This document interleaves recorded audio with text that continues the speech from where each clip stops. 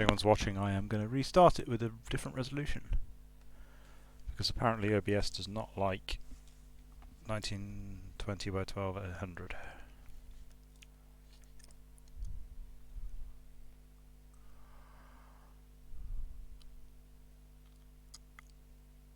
Which is an intriguing problem.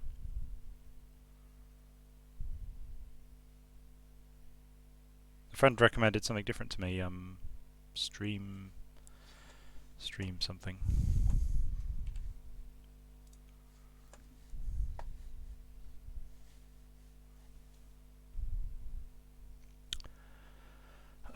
Hi Ty.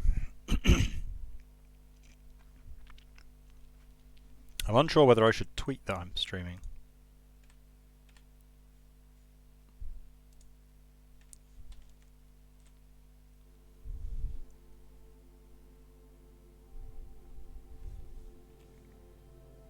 Has that caught the window? Yeah, there we go.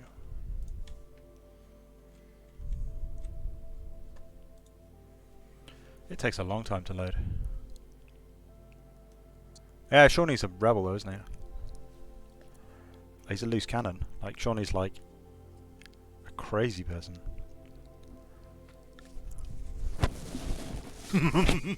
Well, I'm very straight-laced compared with Shawnee, you know. I'm not that kind of anti-establishment type. You know what Shawnee's like? We're like, don't ask this question on the live stream, and he's just, what? He's just asks it. Crazy.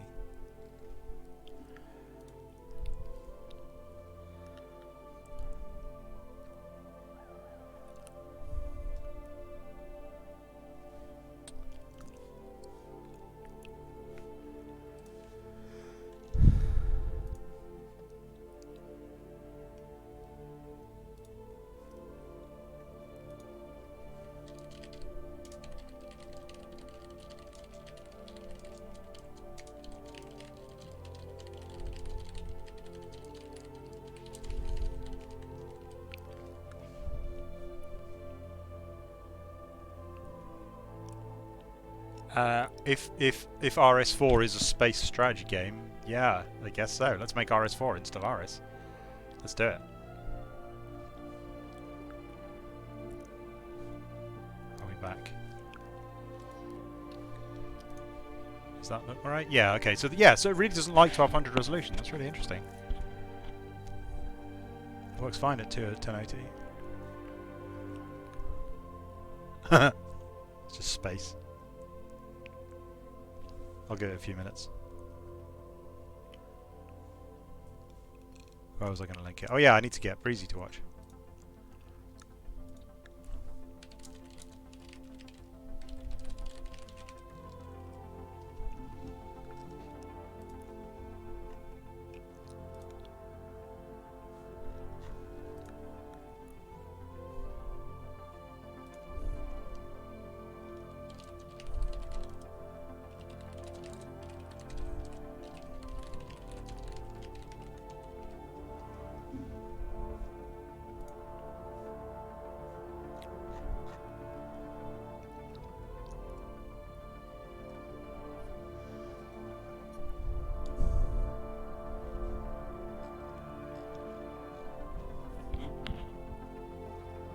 Oh. Look at that. It's the big time. What do I do about him?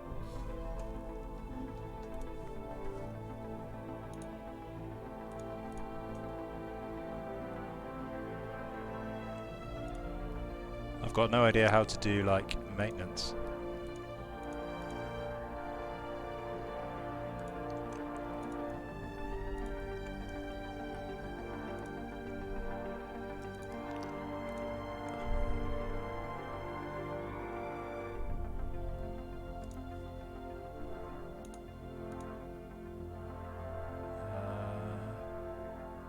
Ban user.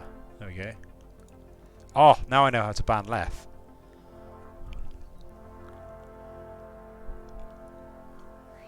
Thing is, though, if we're going to play this game, we probably want to play like an authoritarian, materialist, xenophobe, which is basically left. So,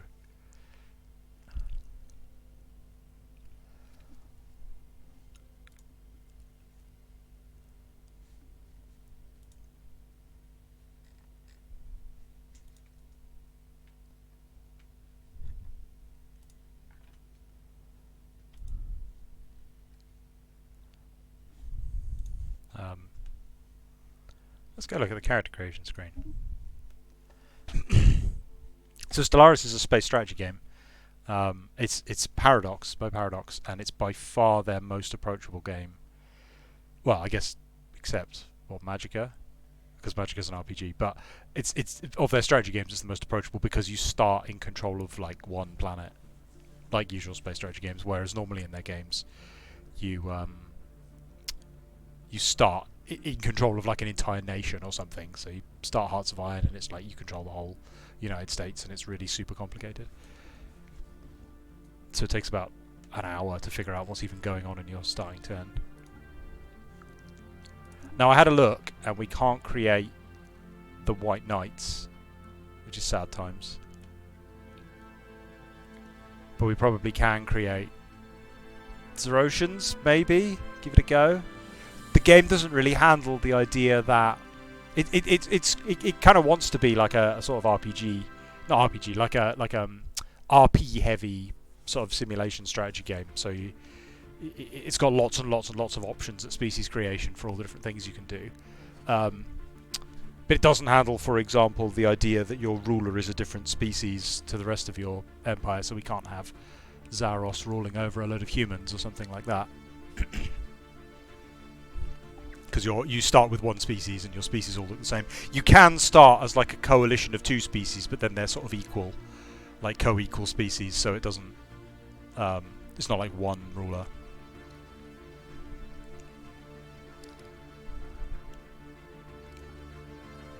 There's a whole bunch of different cool looking robots.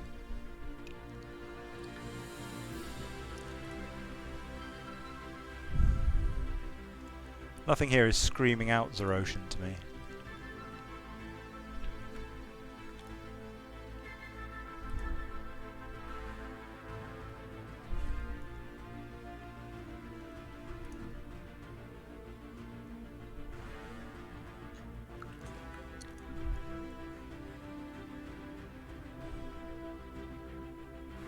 They're the Chthonian looking ones, but not.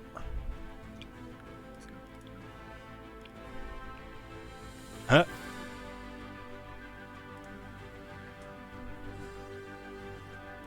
Is there like a crystal person? Yeah, so we could be like a crystal person empire, but I don't think that's going to feel very Zerosian. I guess maybe just some grumpy looking humans. Maybe this is representative. Yeah. Okay, so... Oh no, this is the species name. This isn't the nation's name.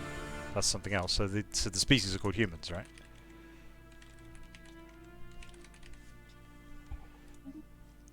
And then there's specifically like a Roman looking option, so let's pick that. That's the names of all their characters and ships and things like that.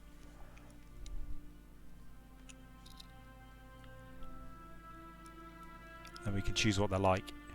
The way this game is designed, most of these bonuses don't really do anything, which is quite interesting. Like, they stack additively with other bonuses of the same sort, and you end up with like 170%, so the 10% you chose at character creation doesn't really do very much.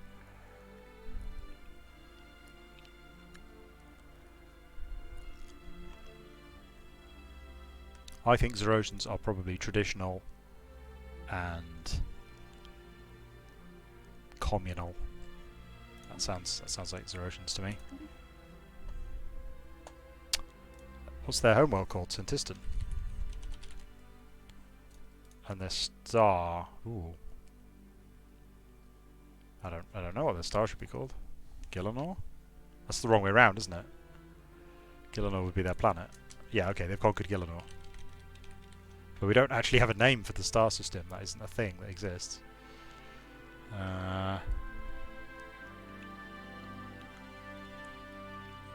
This... No, that's the planet though. That's the planet. It's the plane. It's the... This is called Gillinor again. Oh, that'd be Gillinor Prime, wouldn't it?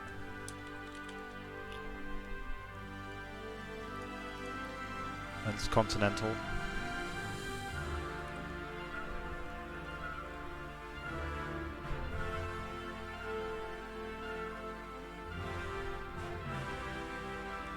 and they live in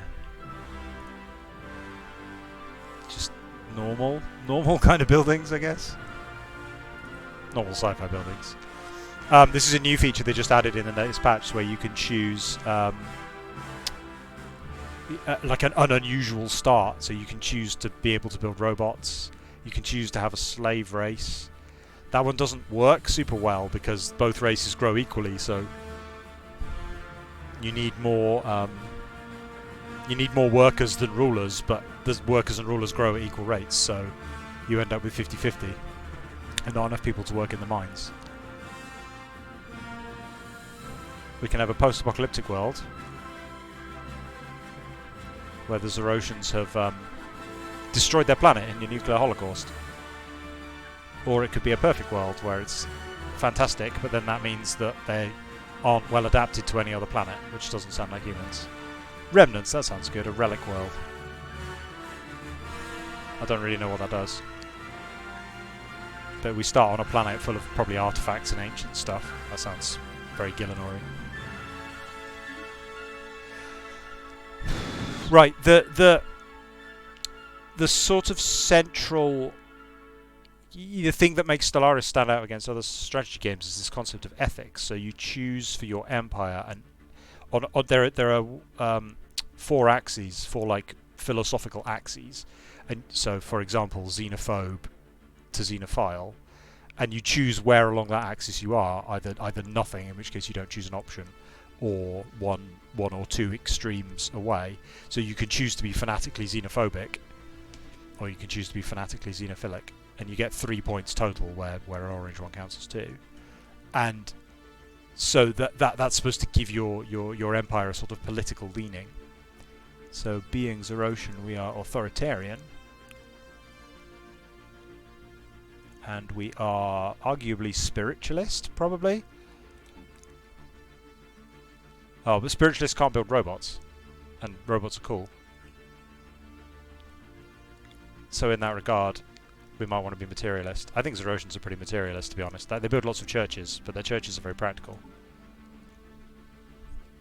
And then, so we can't choose something on all 4 axes because we've only got 3 points to spend. So we can choose to be xenophobic or xenophilic. Xenophobic means that we enslave aliens.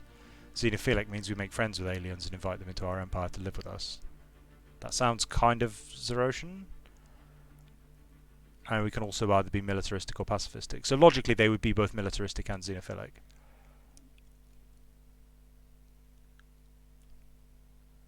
It prevents us from enslaving people. I think let's be xenophilic. I think that'll probably produce the right results. And then we can then choose, so these are 2 like abilities for the empire as opposed to the species, because the human species is only humans. So if anyone else joins in, if anyone from another empire joins us, which they probably will because we're xenophilic, they'll have different bonuses to humans. But this is a bonus we're choosing for our empire as a whole. So I suspect probably Byzantine bureaucracy. That sounds quite Zerosian. Hi Theo. We tried to make white knights, but there aren't any white knights, so we're making Zerosians instead. Alright, is it? So we need to choose what the rulership type is. So I'm going to go Imperial because obviously it's Imperial. What it means is essentially monarchic. So actually, yes, I suppose in Zerosian sense, probably dictatorial makes sense because Imperial means you have an heir, a designated heir, and your heir becomes the ruler on your death, which actually isn't very Zerosian. Where dictatorial is there is an absolute ruler, but when they die, everyone fights to see who gets to be the next ruler, and that sounds much more Zerosian. And then we need to, so then we can choose 2 bonuses. There's a bunch that we can't choose because we've got the wrong government type, so we can't choose to be a meritocracy because we're a dictatorship and that's not really a meritocracy, and so on. Why can't we be a technocracy? Because we're not materialist. We're not fanatic materialist. We can't be feudal because we're not imperial. We could be slavers. Don't think we want to be slavers. We could have a shadow council. That sounds like a good thing. Oh, we could have a philosopher king. That sounds very Zerosian. Functional architecture. Oh, you can have a Byzantine, an efficient and also Byzantine bureaucracy. Yeah, that sounds like it. There we go. Oh, and it tells us, so having the various combination of things we've chosen, it's told us we're a totalitarian regime. So there you go. That's confirmed. Zerosian totalitarian regime. Priority alert.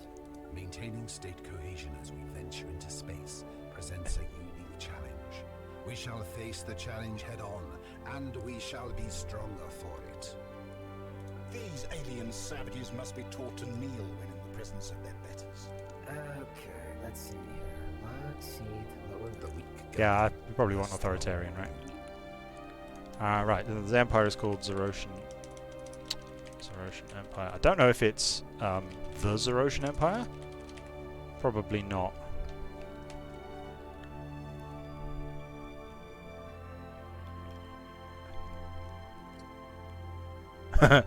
No, we're xenophilic. We can't be the baddies.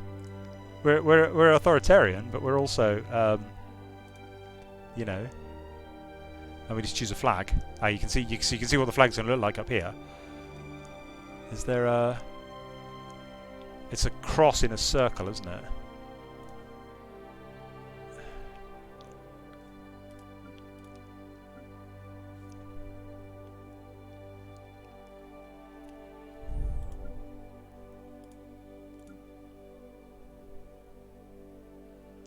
Not seeing a cross in a circle.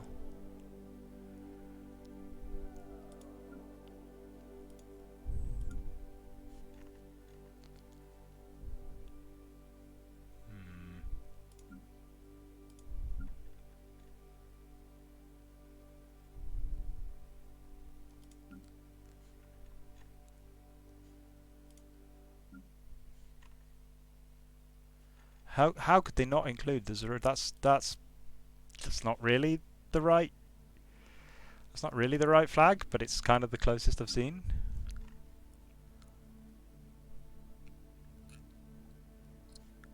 That one.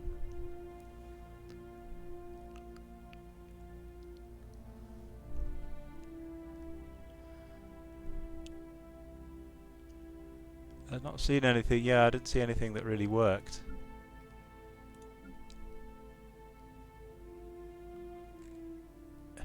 I guess maybe they. So apparently Vazaros is dead since the ruler is a human. So I guess maybe that one.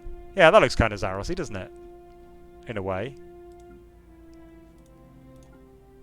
No, that's weird. Yeah, let's go for that. It's fine. It's perfect. We can't change the gold apparently. It's weird. Then we can choose what our ships look like, which doesn't make a massive difference.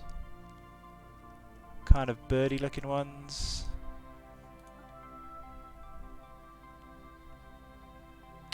Don't know really. Yeah, I think that one's fine.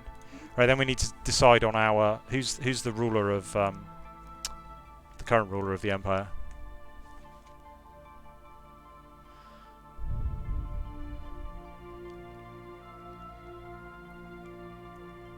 It's Meg.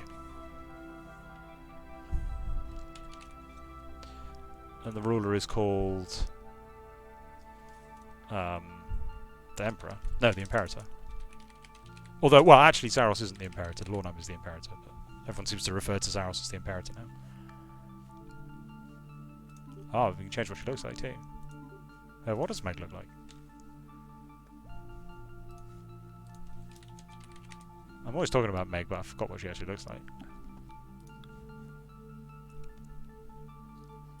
Meg has sort of red hair and a headscarf with hearts on it.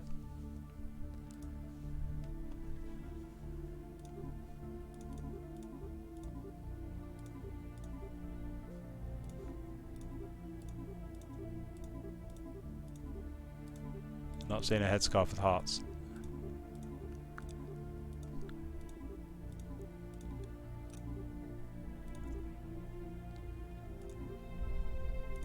Oh, there's like a million different hair colours now. There we go, that's Meg.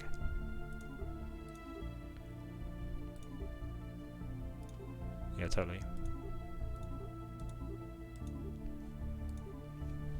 Ah, perfect. It's absolutely perfect. An efficient Byzantine bureaucracy. Well, she's not. She wasn't an authoritarian ruler, but when she stood up to leadership of the whole planet, then she didn't have any choice. Right. So they made some changes recently, so I'm going to leave all the options as the default. I was putting up the number of empires because it was the case that the empire was kind of empty. And so I was increasing the number of empires to fill it up because they'd introduced a mechanic which discouraged you from claiming territory, which is kind of annoying. And it meant that huge areas of the galaxy were just empty and no one could be bothered to go there because it was too expensive to claim them. So I increased the number of empires to crush everything in a little bit, but now that they've made some changes, I think it's probably best off leaving it in the defaults. So it's a 600 star galaxy with 4 spiral arms, and everything else is... Has that been... I don't know if that's the default or not. Let's leave it as it is. Fine. There we go.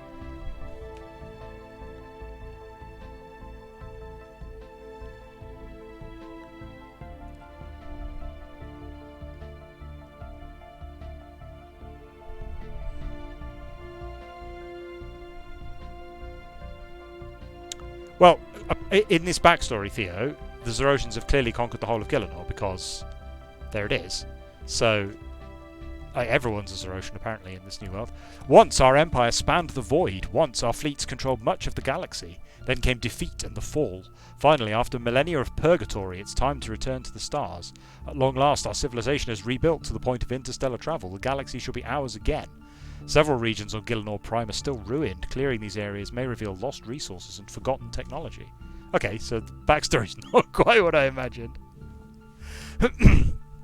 So this is our starting star system. The other planets in the system don't usually matter. They're not usually habitable. If I press M to zoom out, then we can see the whole galaxy. So we're in the northwest corner. So Stellaris used to have you could just warp travel between systems, like basically any nearby system. The farther away it was, the longer it took to get there. And then they implemented a major patch change where now travel is only possible between fixed warp lanes between systems, which improved the territorial control gameplay quite a lot because now you can build choke points and things into your empire. But it isn't as fun, to be honest. The old system had the higher the population on your planet, the bigger a bubble of territory it would project. So you would just try to colonize planets and then have them project these big bubbles that would make a cool looking empire. So here's the Gielinor star system with Gielinor Prime, the planet. Right, we can look at our planet. Where is it? Here it is. Here's Gielinor Prime, covered in humans. Pretty complicated. Again, this is the simplest of Paradox's games.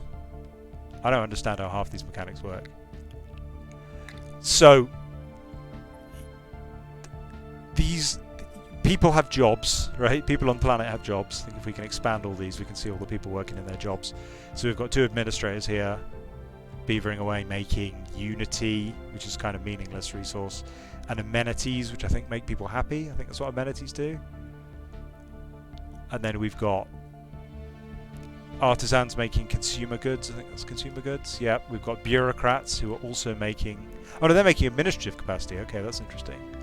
That increases the number of planets we can control. We've got 1 enforcer who is reducing crime, and so on and so forth anyway, right? So we've got all these people producing. And the jobs are created by both districts, which are sort of worker jobs. So city district create clerks, and generators create technicians who make energy, which is money. And mining districts create miners who create minerals, and agriculture creates farmers who create food. And then more sophisticated jobs are created using buildings. So we have a spare building slot here, but we don't have enough money to build anything in it. So for now, we don't have anyone unemployed anyway. It would tell us if there was anyone unemployed. So we always want to make sure there are at least as many jobs available as people. What's this saying? Housing. The housing needs 28 people. What's this saying? districts. Oh, I see. Right. So because there are 28 people on the planet, they need 28 houses, and there are more than that available. There's 9 spare. Amenities is, I think, just happiness points. So we can kind of ignore this for now. It doesn't really matter right this second. It will matter later. It's telling us up here we need to do some research. So we're researching physics, society, which is slightly vague, and engineering at the same time. So we are going to pick the ones that just make us faster at researching, I think. There we go. If you look at our scientists, the important thing on this screen is that they have a trait. That one's better at researching computers. That one's better at researching biology, and that one's better at... It's 5% better at everything. So actually, I think that's showing that they match with the thing that they're researching, so they're going to be slightly faster at it. If I zoom out, so you can see here we also have 3 ships. So that's a military fleet. That's a science fleet, so we can sell the science fleet, which has another researcher on it. It has an experience point bonus as their trait. And we're going to go start exploring the galaxy. So right click here, survey. And then that guy is a construction ship.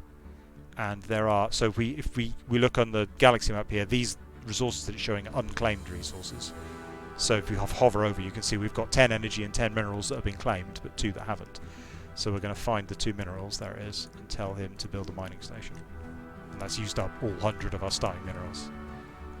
And then I'm going to start it going. And this game isn't turn-based, it works in real time, so I'm just going to leave it running. And then pause it when something weird happens.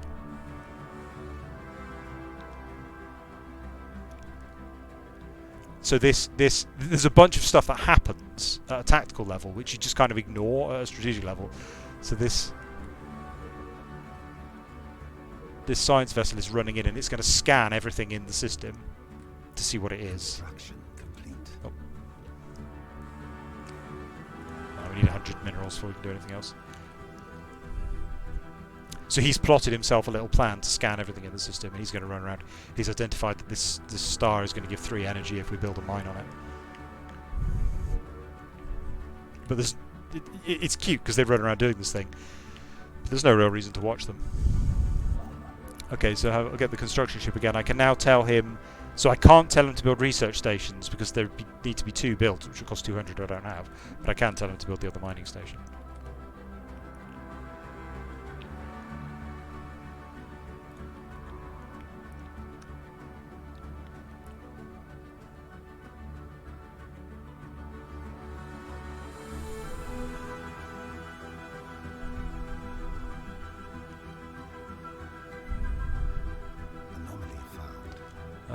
So every so often they find something weird.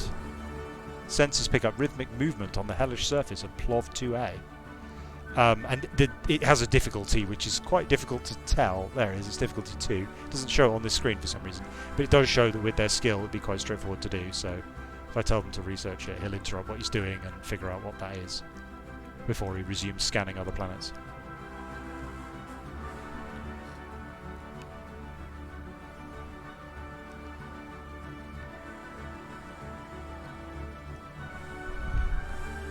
Good backstory there. Alright, so the construction ship, I now have 200 minerals available, so I can just tell him to... So he's just going to build all the research stations in that system without me having to tell him which ones to build and when.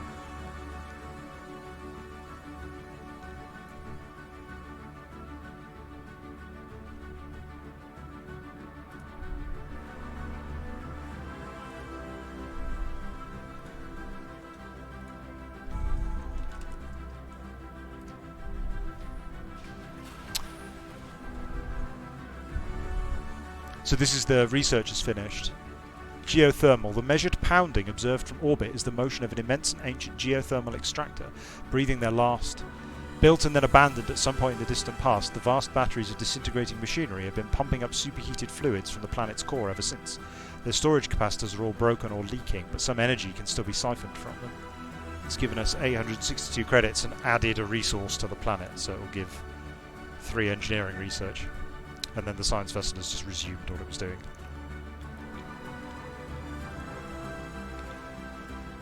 This is the talent tree, like the Civ 5 talent tree they've put in for some reason. I don't really understand why.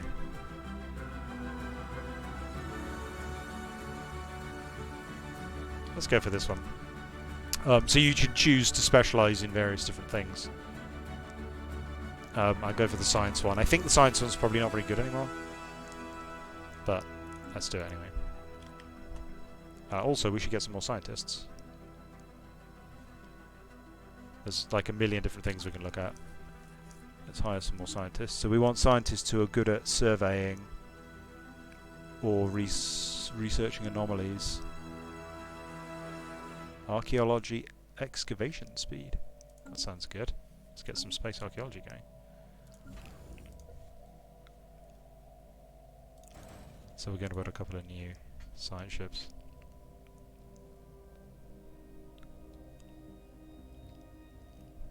So yeah, I the last time I played this, I didn't enjoy it very much because of the mechanic that prevented you from expanding. So I'm hoping that with the balance changes they've made to it, it'll be a bit more interesting. Alright, so we've got a second scientist off. Star system charted. Once they've finished scanning a planet completely, they can... I could send my construction ship out to claim this planet. But the resource you use to claim systems is very limited. It's called influence, and you get... I'm currently getting 3.5 a month, and it takes... How much? If I wanted to build a star system, it would take 75 to claim that system. So it's probably not a good idea to claim systems that aren't great to start with.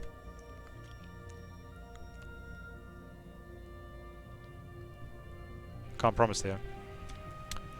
An ancient space station of some kind has been located at the edge of the Elgaroth system. The strong residual subspace signature that surrounds the station indicates it may be a gateway of sorts, part of a theoretical network of similar stations that at some point would have allowed for near instantaneous travel between different parts of the galaxy. Assuming this is a gateway, its current state of disrepair has rendered it unusable. If it could be restored into working order, its owner would potentially be able to access any other functional gateways in the galaxy, enabling travel across huge distances in a matter of days.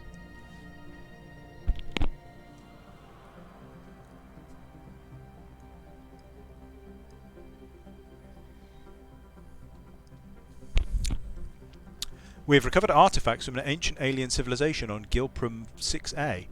Incredibly, this civilization, which apparently referred to itself as the Cybrex, seems to have been made up of machines that were linked together in some kind of collective consciousness.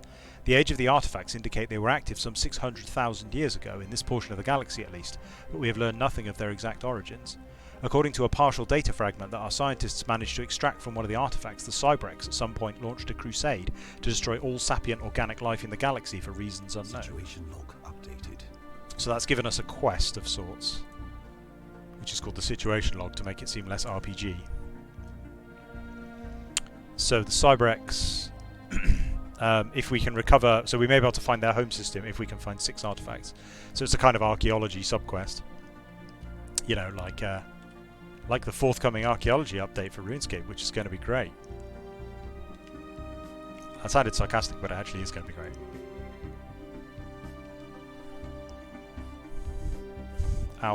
Our scientist has leveled up.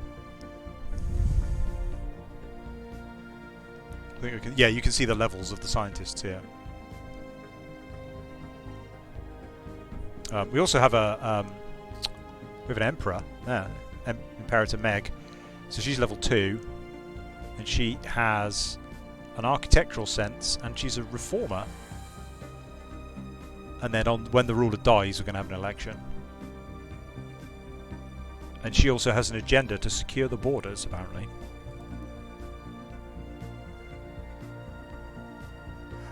I still don't know what a relic world actually is. We've got one. Let's go have a look at it.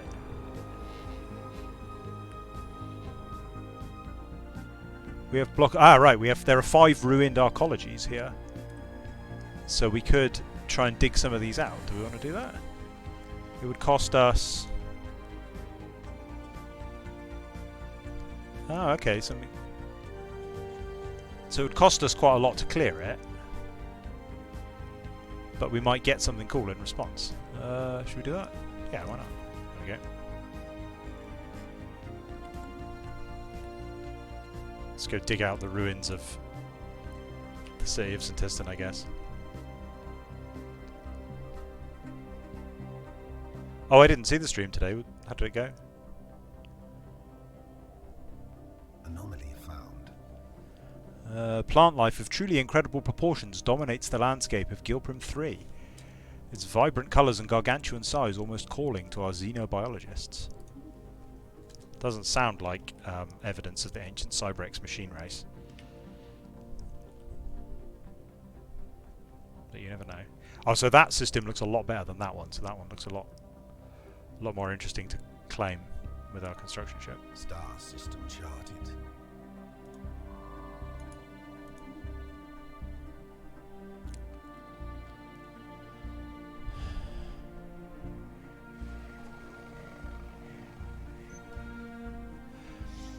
Science officer Quinta Instaeus has made some troubling finds on Gilprim 3. The planet's megaflora is not only widespread and gargantuan in proportion, but also predatory. Various species of carnivorous plants rest patiently on its surface, releasing aromatic lures into the air and waiting for prey to come near. Sensitive tendrils at the terminus of the plant's leaves register the approach of animals, resulting in the plants snapping shut around their hapless prey, which are left to be slowly corroded by digestive acids. Quinta Instaeus warns that any future colonists will have to steer clear of these predatory plants, as they appear more than capable of trapping a lone adult human. Doesn't seem to have actually done anything though. We've got another point. Survey speed increased. That's handy.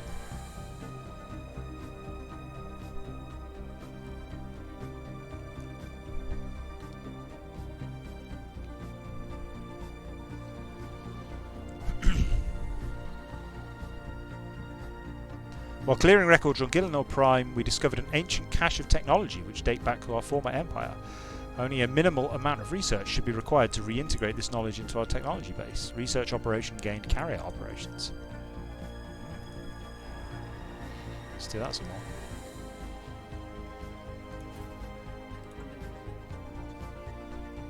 Oh, we should probably build a building as well. Oh, except we can't afford it. Okay, let's wait one month. So we could build... So an autochthon monument is a temple, basically. It's a shame, because we didn't choose to be spiritualists. We can't make temples. My fault, I guess. I think... Yeah, let's build an autochthon monument. What's that? Oh, there's some unemployed people, so... yeah, we need to build a building for them to work in.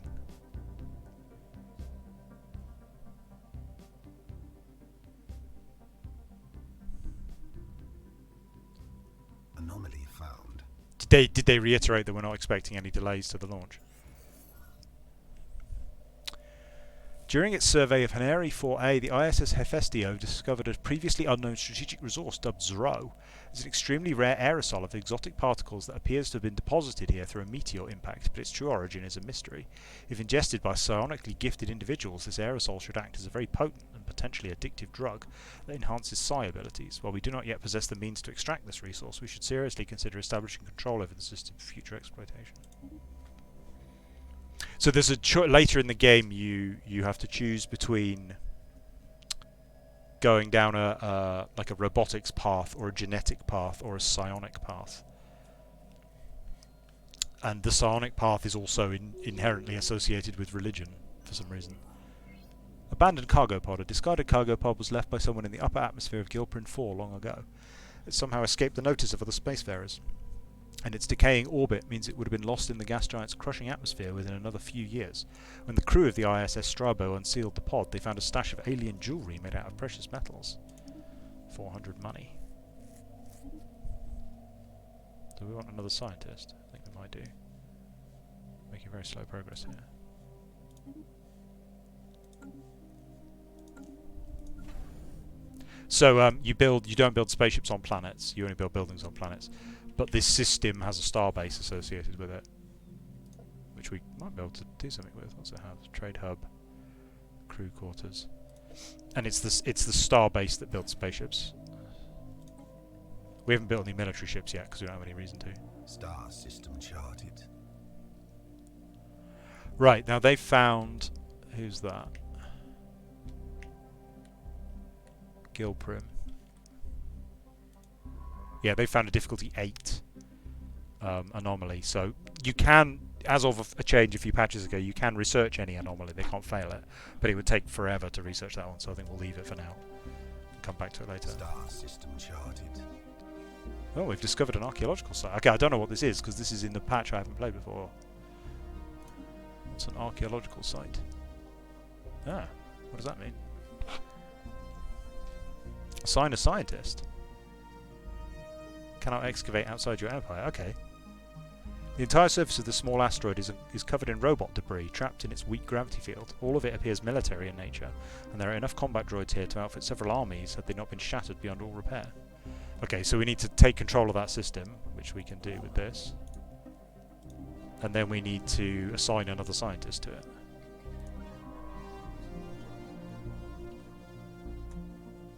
Sorry, one moment.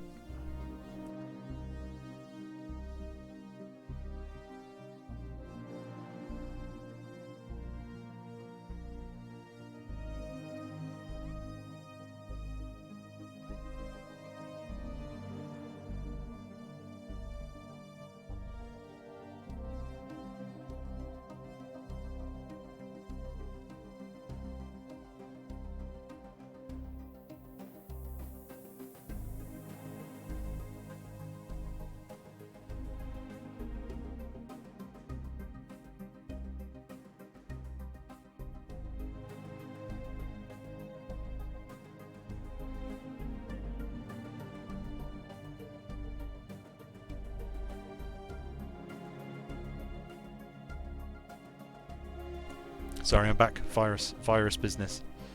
Very exciting.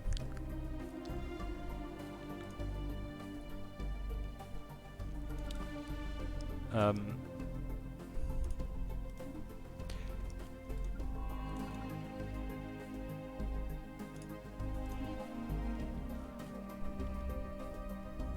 we have another? Oh yeah, science or something. While clearing wreckage on Gillinor Prime, we discovered an ancient cache of technology. Right, same thing as before. Geothermal fracking.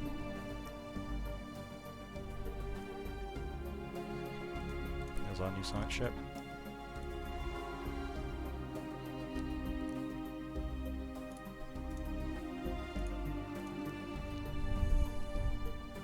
So because of the star lanes, the game is now much more about territorial control than it was. So you can see here, this little patch of stars has 3 entry points there, and there. So as long as I can get control of those 3 systems, I can stop anyone else from expanding in here.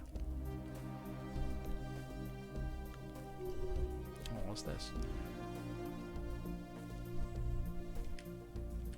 So planets are... Star system charted. Oh, that's another ridiculously difficult investigation. Ignore that.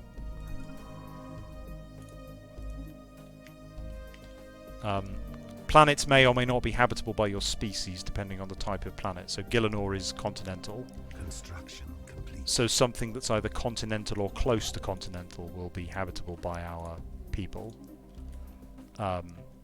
If not, there are a variety of ways of dealing with it. So if it's showing red, like this Gilprim here is showing red because it's arid, it's only got 10% habitability for our species. So if we set up a colony there, it'll be ridiculously unproductive. Whereas over here, we've got a continental world, which is perfect for our people. So we should probably send a colony ship. Can we do that? Oh no, we have to capture it first. Okay. Probably should go do that then.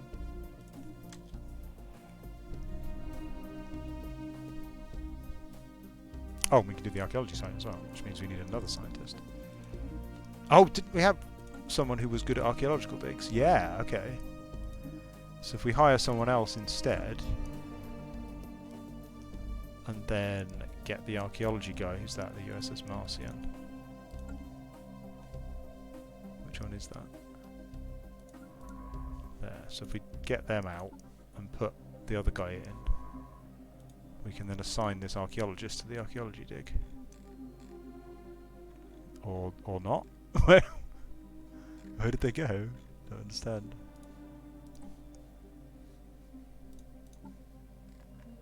That doesn't look right. Gaia Musidus. Let's just unpause it for a second, see if they're in transit or something. Why can we not assign that scientist? That's really strange. Okay, well we'll assign that person instead. Or was I just misunderstanding how the...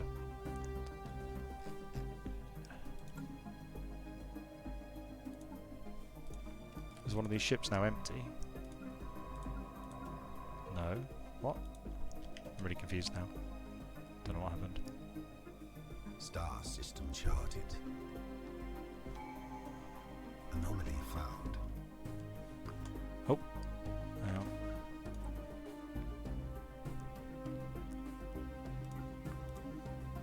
on. They found an anomaly. No, we don't want that one. They found an anomaly. Did it maybe send someone in a ship? I don't know. I don't understand. Okay, let's go. We have to research some. So we have to survey someone before we can claim it. So if we go claim all the ways in, then that's the easiest way to protect this part of space. There are other empires, but it takes a while to meet them.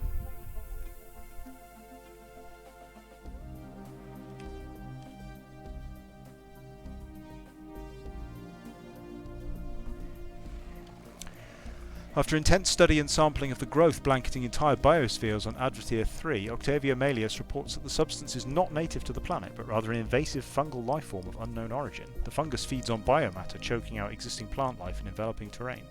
Any future settlers on the planet would have to deal with routinely burning back the exofungus. It's unknown at this point if it can be entirely eradicated. It's quite, I don't want to say story heavy exactly, but it's quite writing heavy, this game. Oh yeah, okay, so the guy in the ship went over there. So apparently it needed a scientist in a ship. That's strange.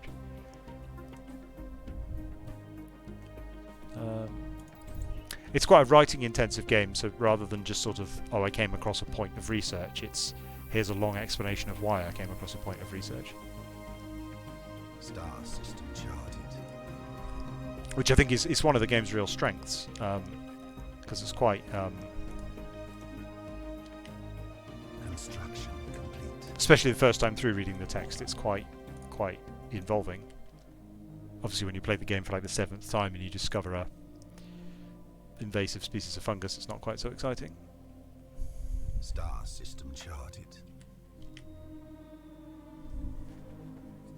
So like, okay, so they finished, yeah, so the other two planets are 20% and 15% habitability, so there's no point trying to colonize that at the moment. That you can terraform planets to improve the habitability. You can also genetically modify yourself to improve your habitability tolerance, or you could like sign a migration treaty with a species that can tolerate that environment, or you could build robots and send robots there instead. Construction complete. Right, now we can colonize this planet. So we have to choose which species. What is that saying? Oh, no, hang on, that's wrong. Oh, I clicked the wrong planet. It's the desert planet. How do we... It's a really awkward interface. There we go. It's got a strong magnetic field. Oh, that's apparently a good thing. Okay, so we're going to send a colony ship. So that automatically makes the station build a colony ship and send it and colonize it. It's far less fiddly than clicking through all that. Star system charted.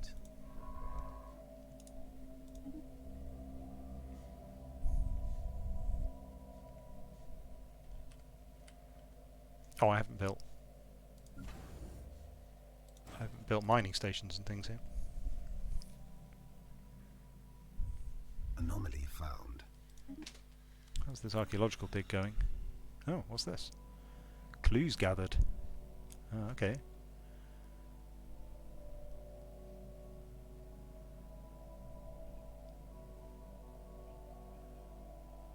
Some complicated thing going on here.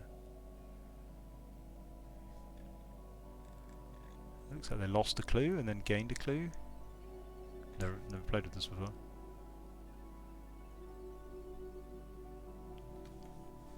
I guess I'll just leave him to it.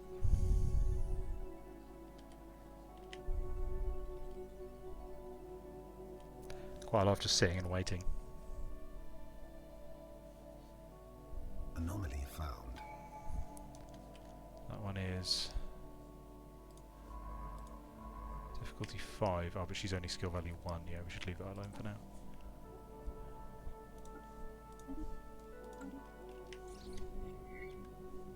Towed asteroid. For some reason, someone has towed an asteroid into a stable orbit around Rigel 3A. The massive engine sections and braking thrusters can still be found on the surface, although they have long since been rendered inoperable. Whoever did this also mined the asteroid for minerals, but these operations were seemingly abandoned shortly after they began.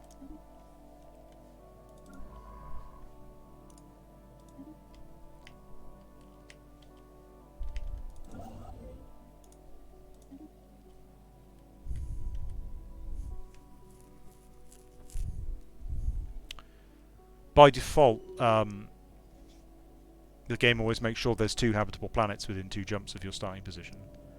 But I turn that off because it always seems a little bit contrived to me, because it's so rare to find a habitable planet. I find it personally a bit contrived that there's just always a perfectly habitable one right next to you.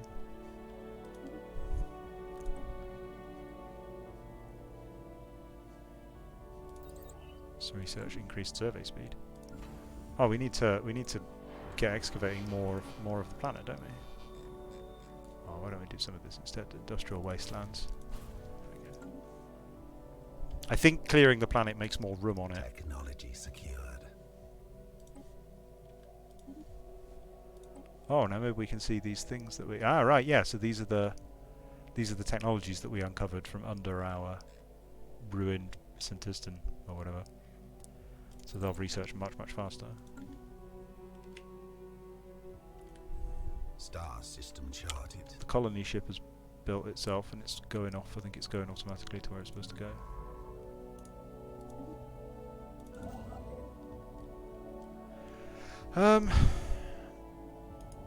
I don't see anywhere obvious to expand to just now. Construction complete. Like that one was well worth getting because it was a habitable planet, and that one because the archaeological site.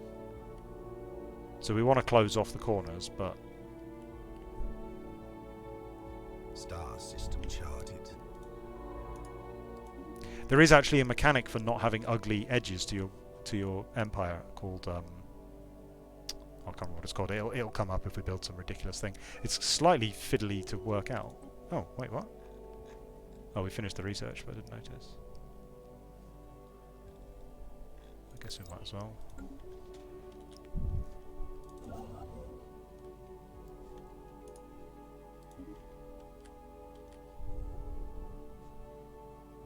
Sometimes you see a really good system and you just want to go beeline to it straight away. Charted. Colonization in progress. Nope. Okay, so this is our second planet, but it's not a... we can't do anything with it yet until it finishes colonizing properly. Technology secure. Oh, what's this? Archaeological Site event. Something happened. Upon closer examination, the smashed droids found on the surface of QT1-TS8 appear to originate from 2 distinct cultures. Technologically, the droids must have been evenly matched when they were still functional, but there are so many subtle differences that hint at different design origins. And we found 5 minor artifacts. I guess he's going to keep going. Yeah. What a minor artifact. Is that another currency? It's not up the top. We've discovered an abandoned solar sail ship in orbit around Achimar 2. The sublight vessel was built by an unknown culture and appears to be several thousand years old. One of the massive sails has a large tear where some kind of object passed through, most likely a meteoroid, which appears to have disabled the vessel. Although the technology of the ship is severely outdated, it does possess some interesting engineering design choices. Oh, and I've completely abandoned all my research. What's this guy doing? Oh, that guy never finished getting surveyed because the guy who went to do the archaeological dig abandoned it.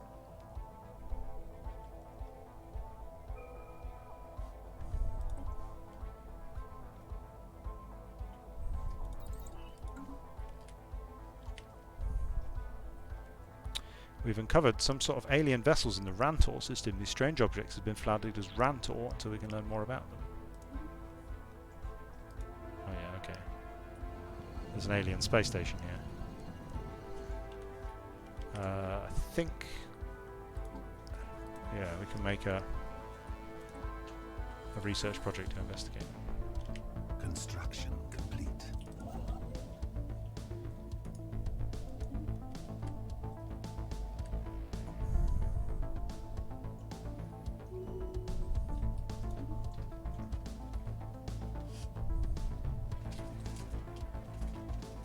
told them both to build the same station, so they're a bit confused. There are quite a lot of these challenging anomalies. Should probably get started on them.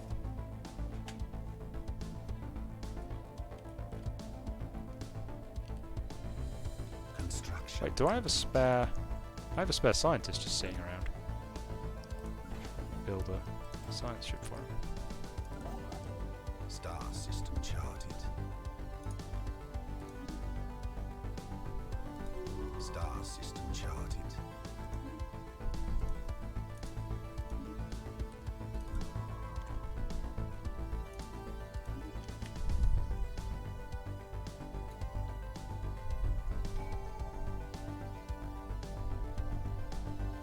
The space station, the alien space station.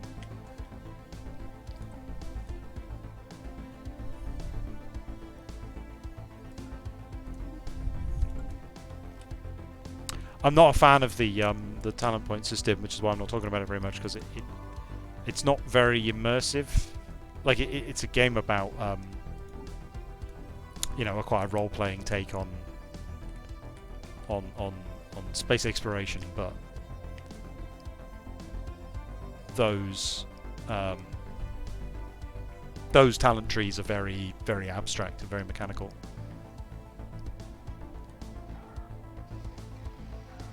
No, it's not just a moon. It's the Curator Order. Hey guys. Greetings, Star Travelers. We are the Curators. Our ancient order was established eons ago by the various galactic powers in ascendancy at the time. We were dedicated towards the preservation of all knowledge in an effort to safeguard the galaxy from descending into yet another dark age of mass extinctions and barbarism. We failed. Few of us remain today, but we are no less committed to our sacred mission than our predecessors were. We are willing to share some of our knowledge with you for a price. Great, thanks guys. So I can talk to them. How have I still not met anyone?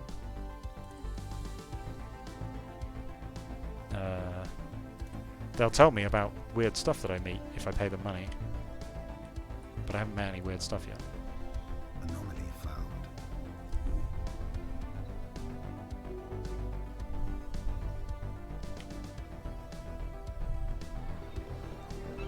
We've detected the presence of a primitive alien civilization on BM4 in the BM system.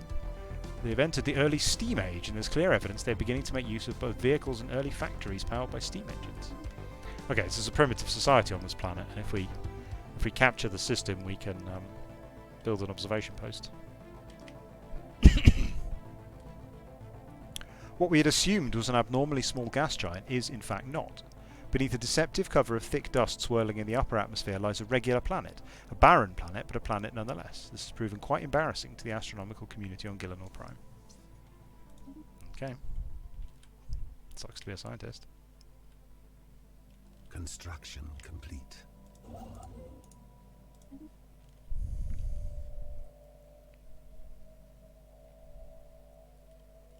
There's a variety of things you can do with these primitive civilizations. You can invade them and steal their planet. You can set up an observatory to just observe them and get science points. You can subtly try to influence them to develop their technology so they become spacefaring. QT1 TS8 does not seem to have been simply a dumping ground for broken droids. It may have served as the actual battlefield where they were destroyed. The many layers of debris suggest a series of very intense battles waged intermittently across the better part of 2 centuries. Exactly why 2 interstellar powers would commit such vast resources towards waging a massive ground war on a small and unremarkable asteroid remains an unanswered question. It's obviously the Black Knight droids versus the White Knight droids. Ooh, he's not very good at researching that. Oh, we're out of jobs again here.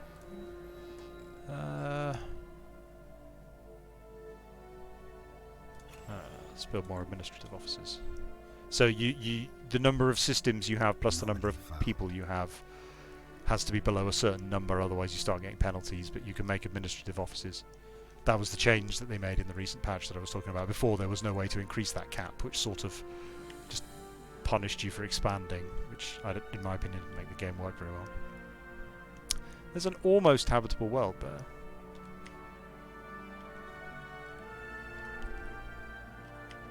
Yellow means it's okay, 50%. Star system charted. Not sure if it's worth claiming. These guys are very, very slowly investigating these. One species native to BM3 has, according to the ISS Marcian orbiting the planet, achieved a tentative mastery of the planet. Science Officer Octavia Melius proposes we should monitor their development closely and maybe even help them along if possible. Oh, so they're a pre-sapient species, okay. So one of these systems has... There, we can see... Oh yeah, so this is cute. We can see their primitive society here. So they have a feudal noble, some clerics, scholars, warriors, labourers, miners and peasants. Because they're a steam age society. And they've built pyramids and some quite sophisticated looking skyscrapers and some basic factories and mines. So it models all of that with just crap versions of the same technology. And then it looks like, is that this planet? No, that one's not been surveyed. Must be this one. Oh, this one has pre-sapients. Are they just hunter-gatherers? Is that what they are? So there's another species here that aren't quite intelligent yet, so they haven't managed to form a civilization. But they're still living on the planet.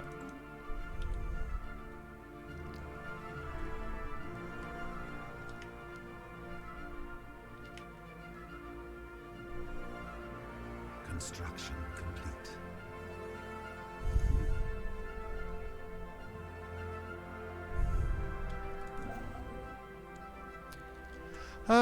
My inclination is to go and claim that system just because it seems fun.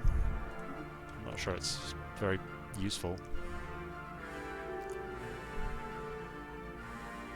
Oh, my governor's become corrupt. That's perfect. Makes sense.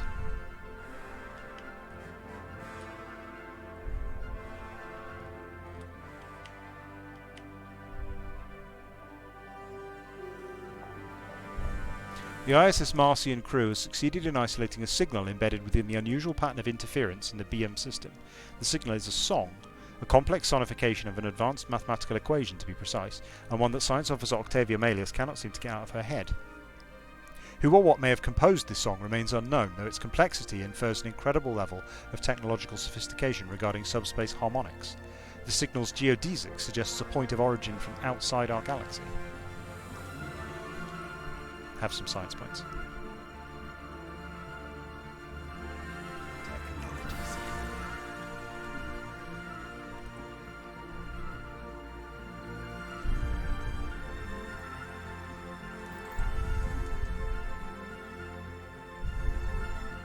Yeah, Theo, hang on, sorry, I'll zoom out in a second. A single badly scorched module is all that's left of a Cybrex research station that once orbited Chilban 3 hundreds of thousands of years ago. The vacuum exposed inside of the module is filled with the dead remains of creatures that are part machine and part organic. Oh, this is a Cybrex research project. So if I zoom out, yeah. So the whoa, what's that? What's that? Why have I got visibility on that? That must be something to do with the curators. Oh yeah, look, the curators have got another station. They've told me about it for some reason. Yeah, so it colours it in brown, which is an odd colour for space, really. But yeah, it colours it in brown when you've explored it. I think it gets lighter the closer you are to the galactic centre. You can't explore the core, which is rare in sci-fi games. Usually you can.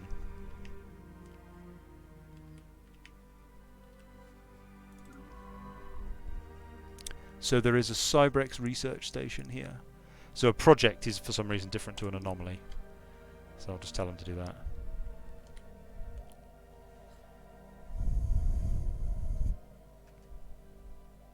Yeah, right. Like it's odd. It's this game has a slightly I would say like Star system charted. What's the right word? Like Complete. inconsistent attitude towards its tech level.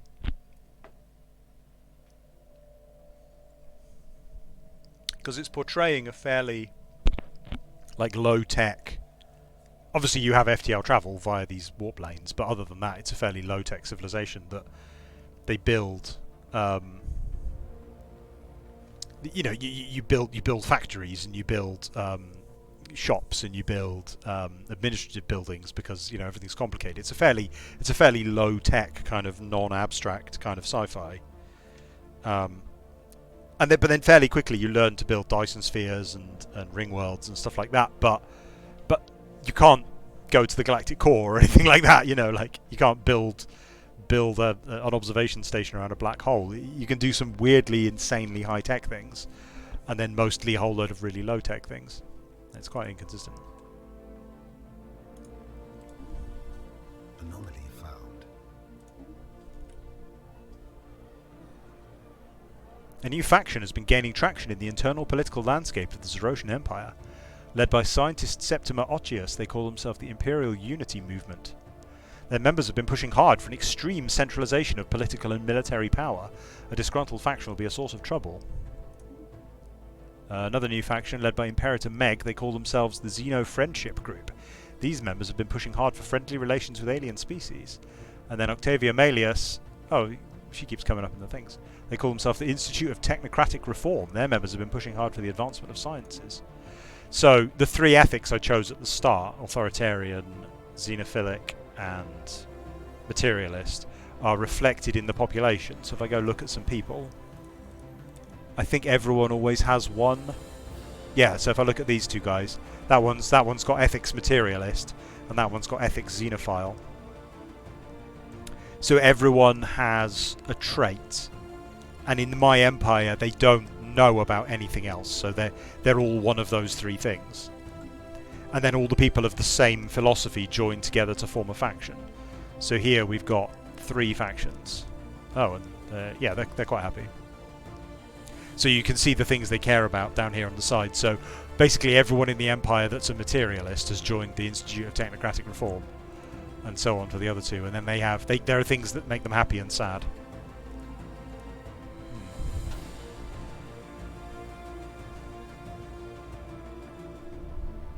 It's interesting. So these guys just want to make sure that AI is allowed, which it is, so that's fine. These guys want... What's enclaves? Oh, okay, they want me to go get... an enclave is like the curators, so they want me to go get the curators and that'll make them happy. And they also want me to go and find some more aliens, which makes sense. They don't like it if we invade primitive worlds. And then these guys really like it if we're autocratic. So for now, my civilization is relatively stable. These approval ratings are relatively high because we're just doing the things that they want for the most part. When you start incorporating people from other empires, or there's a whole mechanic called ethics drift, I think, or ethics something. And so basically, when your civilization encounters situations that would have an influence on them, randomly some people in the population will switch their ethics. So if you meet, say, some of your people get captured by another empire and enslaved, that causes a xenophobic pressure. So some of your people will gradually become xenophobic. Or if you have a lot of robots, some of your people will become materialist and so on. If you build temples, they become spiritualists. And then as you end up with more and more people in your empire, it's harder and harder to keep control of the ethics, and you end up with factions that have mutually exclusive goals, like the spiritualists will insist that you outlaw AI and the materialists will insist that you allow it. And then everyone becomes unhappy. And in theory, that can lead to... Special project complete. An analysis of the Cybrex research module we found above Chilban 3 has revealed that the machine consciousness was experimenting with cybernetic life forms. Hundreds of unfortunate prisoners were transported to this facility for the purpose of having their limbs and organs replaced with various mechanical contraptions. The exact objective of these tests remains unclear. There is no evidence the Cybrex ever made use of cybernetic units outside this lab. So that's given us a minor artifact and a Cybrex artifact. So if I go check the quest log, we have one of the 6 artifacts required.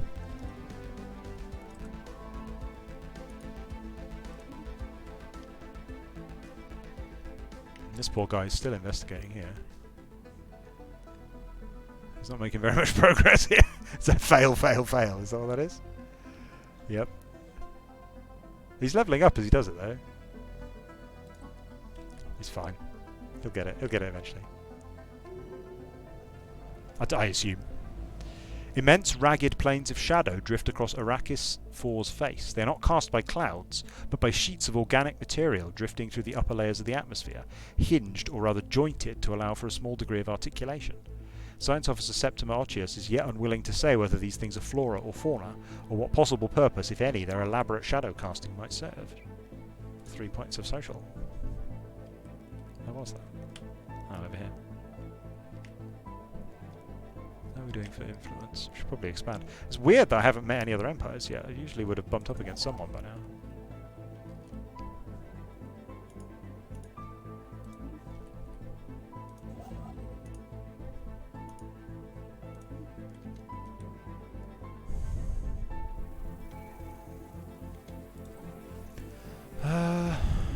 Right, so having completed all 5 of those, we then get an Ascension perk, which is an exciting power-up. We can be a raider. Again, these are, they're not very, they don't feel very RP. Because they're a bit, the bonuses are a bit arbitrary. That gives us a minus 20% cost to claiming systems, which is probably quite useful right now. That would let us research things better. Governing ethics attraction on that one means that people are more likely to follow the ethics of the Empire rather than other things. That one lets us make planets bigger.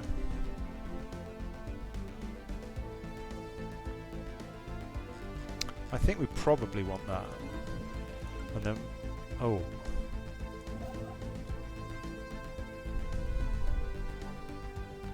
Probably should have done that before taking those 2 systems. Oh well.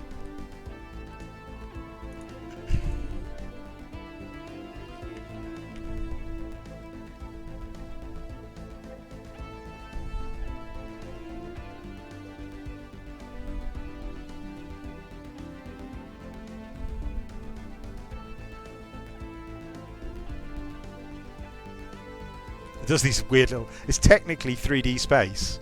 So it does these weird little... like that planet isn't connected to either of those 2, but it very much looks like it is from a distance. Anomaly found. This is a very slow-paced game. Technology secured. Ah, so he can now build an observation post over that planet. I can't build an observation post over the Pre-Sapiens for some reason. Don't know why.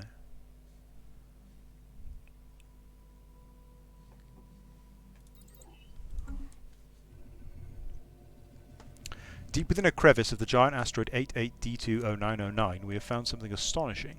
There is mining gear attached to the rock, digging itself into the vast depth of the asteroid. It stands abandoned, with no sign of who placed it there. If we can stop the machine, we might be able to learn something about the technology used to build it, but we must hurry before random debris crushes it. Where... which planet was it? Chilban. Okay. Try and stop it. Situation log updated. Okay, so it's given me a timed mission. I have 3 years.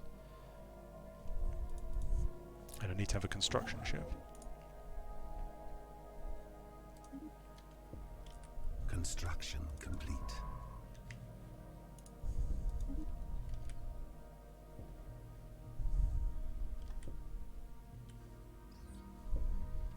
A microsingularity recently intersected Ripagor 2, passing straight through the core and emerging on the other side of the planet.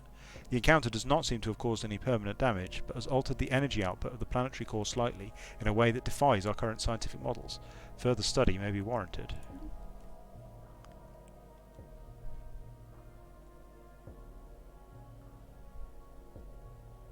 Oh, the yeah, the authoritarian voice. Yeah, it's quite Zerosian, right?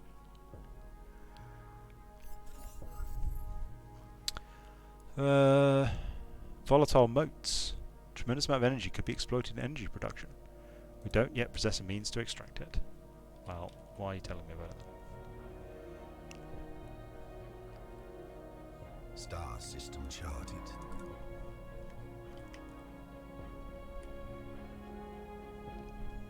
Where's all the aliens at? I did turn on aliens in the thing I created, right?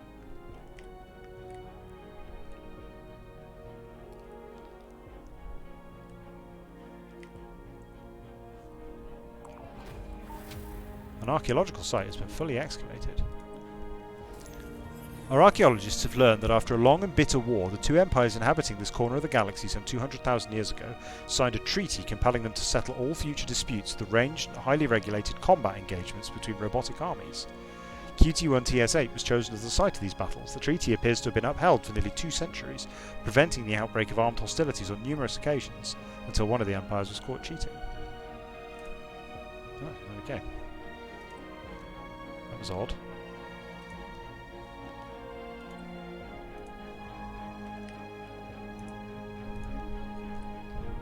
Special project complete. Yeah. We managed to stop the excavator before it broke down. It's a remarkable piece of machinery with a smooth surface covered in diamonds. At first glance, the whole drill seemed like one solid piece, but it's simply so well put together you cannot notice the grooves and joints. Our engineers will be able to reverse engineer some of this technology. How handy. The ancient frozen remains of almost 1,000 aliens have been found in the vicinity of Hannery 3A. They come from over a dozen different species, and preliminary dating puts the corpses at roughly 600,000 years old, around the same time as the Cybrex machine consciousness ravaged this part of the galaxy. Situation log updated. Who was that? That was them. So the machine battlefield thing has nothing to do with the Cybrex. It's just coincidence that there were 2 robot things going on at the same time. Anomaly found. Oh, I should read. Those little anomalies actually have flavor text on them. Star But it's like a system big shown. fiddly interface that doesn't prominently display the story to you, so I always forget it's there.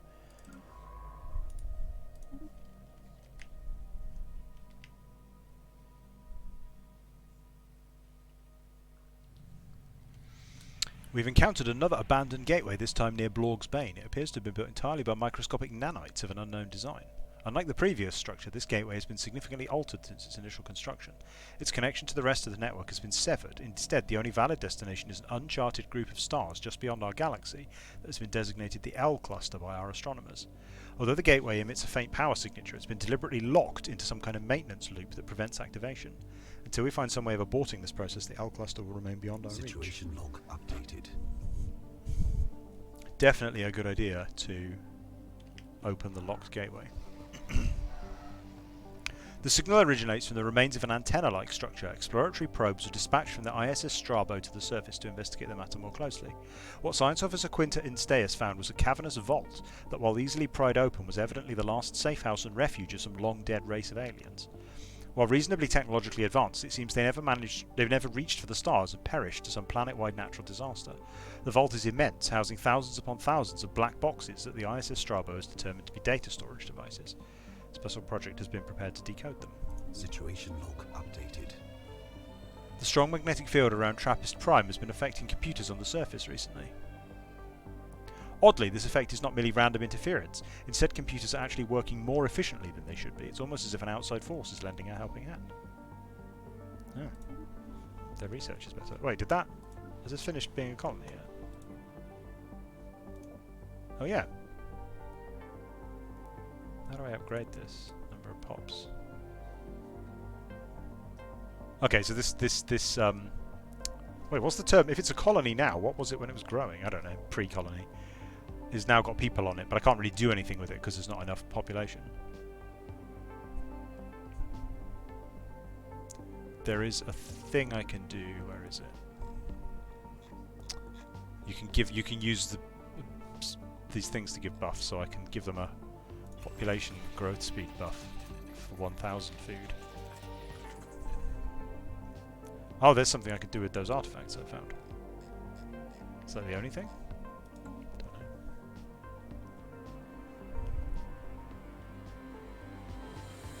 Special project complete. The dead aliens we found above Henry 3A all died from vacuum exposure, and each individual had the barcode the Cybrex were known to laser onto the skin of organic captives. It seems like the Cybrex executed these aliens by spacing them, perhaps after having finished interrogations or to keep them from escaping during some kind of rescue operation. We may never know the truth. Is there anything else to research nearby? Yeah. Oh, he's doing that one. And he's doing that one.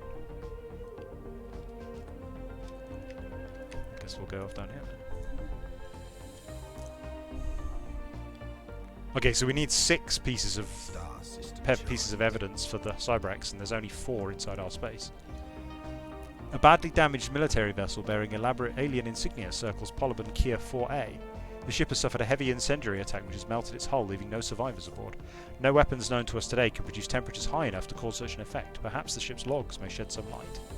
No, let's not read the lore. That's terrible. Situation log updated. I love this music. It's very spiritual.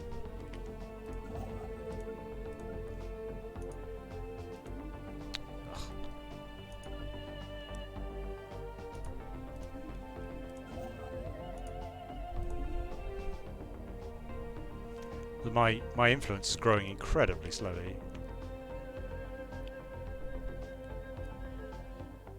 So although I haven't claimed many systems, I can't climb very many more.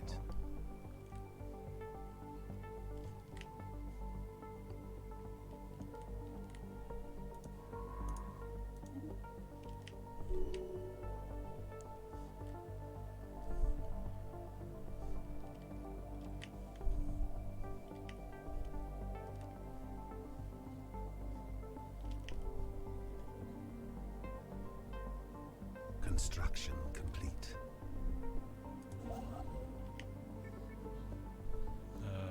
Rare crystals, a critical component in advanced electronics. They say that, but complete. we can't actually get to them. Okay, so we're trying to get there, so we've got to build 2 more here. Anomaly found.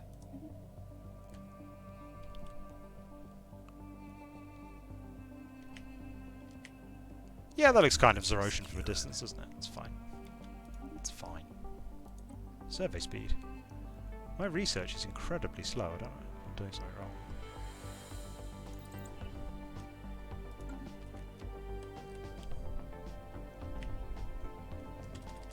Feels like it needs a fast mode.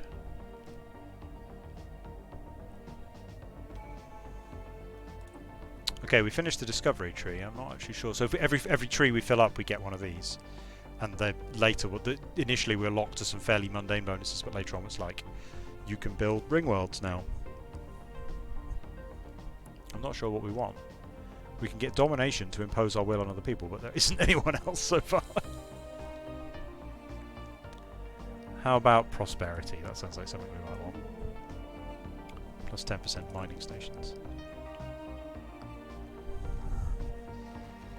Having decrypted the signal, Gaia Musidus was astonished to discover it was broadcasting in an archaic form of one of the main human languages. Speaking in these, thous, and whenceforths, it appears to be reciting one of the lost works of Publius Marcius, a renowned human playwright who lived some 600 years ago. It appears that the broadcasting device, a simple satellite dish protected by a small shelter, is the only non-natural structure on the planet. There is no hint as to who left it there or why, but going by the wear and tear on evidence, it must have been there since shortly after the play was written, long before humans learned the secret of space travel. We can only assume it was left there by ancient visitors to Gillenor Prime who took a liking to the play and decided to pay our species a strange and unexpected tribute. We can disseminate the recording, or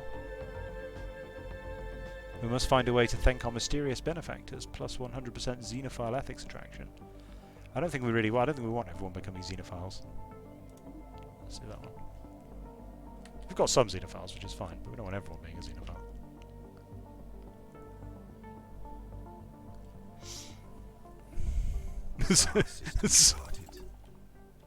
There's really not that much to talk about in this game because so little is happening. I should probably comment on random mechanics and things, but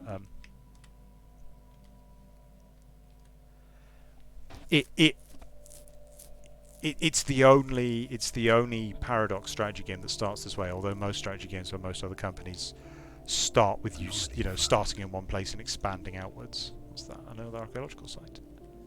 Ah, we definitely want that then, right? And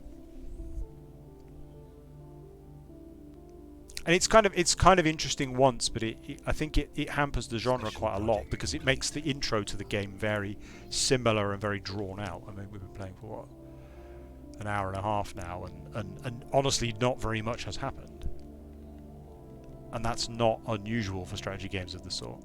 An analysis of the ship's log reveals the crew met its demise when trying to retrieve an irreplaceable alien artifact called the Rubricator. It was stolen from their society by a pack of thieving rats, a curious choice of words as they themselves are mostly rat-like in appearance. The logs are mainly comprised of curses willing the rat robbers to the end of the universe and beyond. The crew has counted upwards of 50 individual words for defecation, as well as a wide selection of places from which a star's light cannot escape, but their arduous work has paid off. We have uncovered the last known location of the Rubricator in a previously uncharted system, and if we are willing to believe its former owners, its powers are worth pursuing. Oh, alright. Situation log updated. What does that mean? Where's the Rubricator? Did that just appear out of nowhere? The Rubricator. The last known location of the Rubricator. I can tell it to track that. And then somewhere in the galaxy will... right, okay. Oh, so it's added a new star system in. Guess we should send this guy over to find out what it is. Star system charted. Oh, sorry, yeah. 25 population units. I think they are not... Oh, hang on. Sorry. The broken remains of 2 Cybrex warforms have been discovered in orbit around Cipollon 2. They appear to have been destroyed in battle, but no debris from their adversary has been found. Either they were badly outmatched, or there is more to this engagement than it seems. Situation log updated. So the planet, yeah, the planet has 33 people, but a person represents some non-specific number of people. You could imagine it's 1 million, or you could imagine it's 1 billion, or you could imagine it's 100,000. I think they don't make any specific claim as to how many it is. Although a lot of the players claim to have calculated it. I think around 1 billion probably makes sense. Somewhere between 1 million and 1 billion. You know, a little range like that. Who is it that he found a new Cybrex warform? Very exciting. What's that?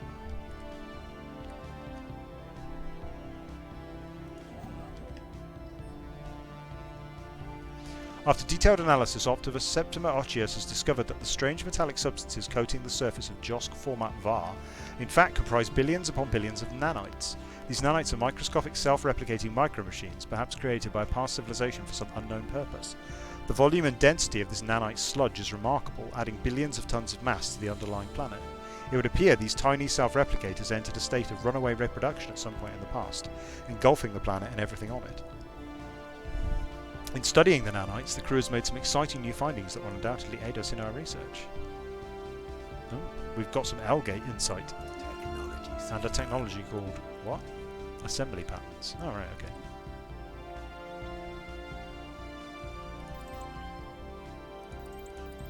What? Population growth speed.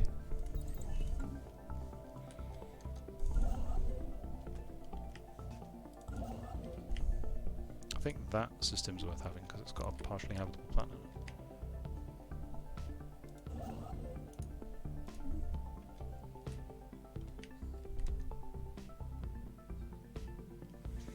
A colossal space battle occurred in high orbit of Gilprim 4A some 600,000 years ago, with ships from at least 5 different fleets participating. One of the fleets belonged to the Cybrex, although the vast majority of orbital debris seems to come from the other participants. Situation log updated. So I mean, it's the narrative elements really, I think, make this game work in ways that other strategy games don't have that narrative element, or it's incredibly light. But there's a lot of text here. At the coordinates for the Rubricator's last known location, we've discovered a habitable planet with what we believe may be some form of settlement covering a large portion of its surface. The settlement consists of tall, pile-like towers visible all the way from space. Our archaeologists are eager to excavate it in search of the Rubricator. Oh, okay. I guess we need to capture that then. Oh, and it's got a relic world on it.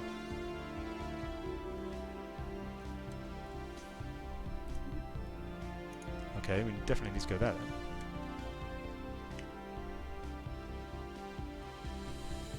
Oh, that's going to be hard work. Special project complete. After studying the wreckage of the 2 Cybrex warforms over Cipollon 2, Science Officer Quinta Instaeus has concluded that they were most likely destroyed while fighting each other. This theory explains the lack of non-Cybrex debris and fits the damage patterns found in the wrecks. Why the 2 Cybrex vessels turned on each other remains a mystery, however. After they were immobilized, both warforms triggered some kind of self-destruct mechanism that fried their neural processes.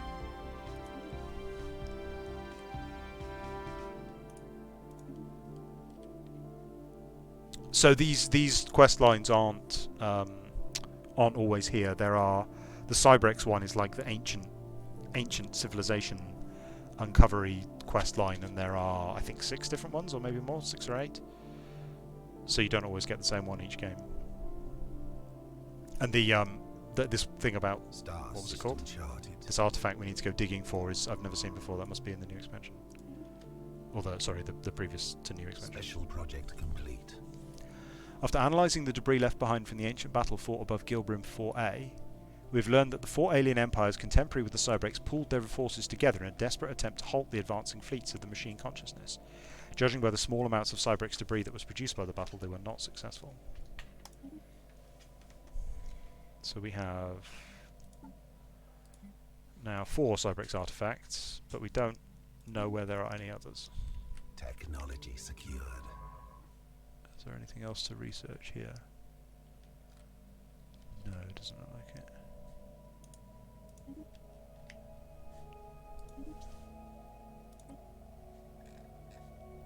Synthetic crystal plants, what's that mean? Oh, minerals into rare crystals.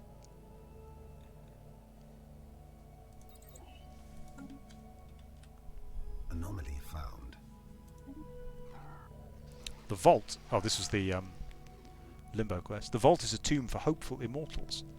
Science Officer Quinta Instaeus asserts that the huge blocks of ternary code found in the databanks are neural images, digitized brain scans. Doubtlessly, the aliens of Cipollon B2 considered this to be their only shot at any kind of survival following whatever calamity befell their planet.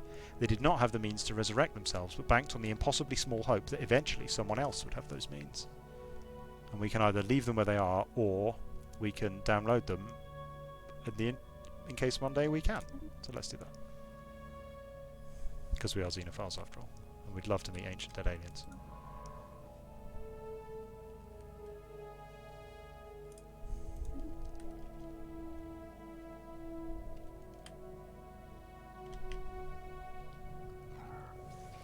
We're receiving a transmission from the Bothrian Commonwealth. They appear to have successfully translated our language. Diplomatic channels are now open, and all hostilities between us have ceased.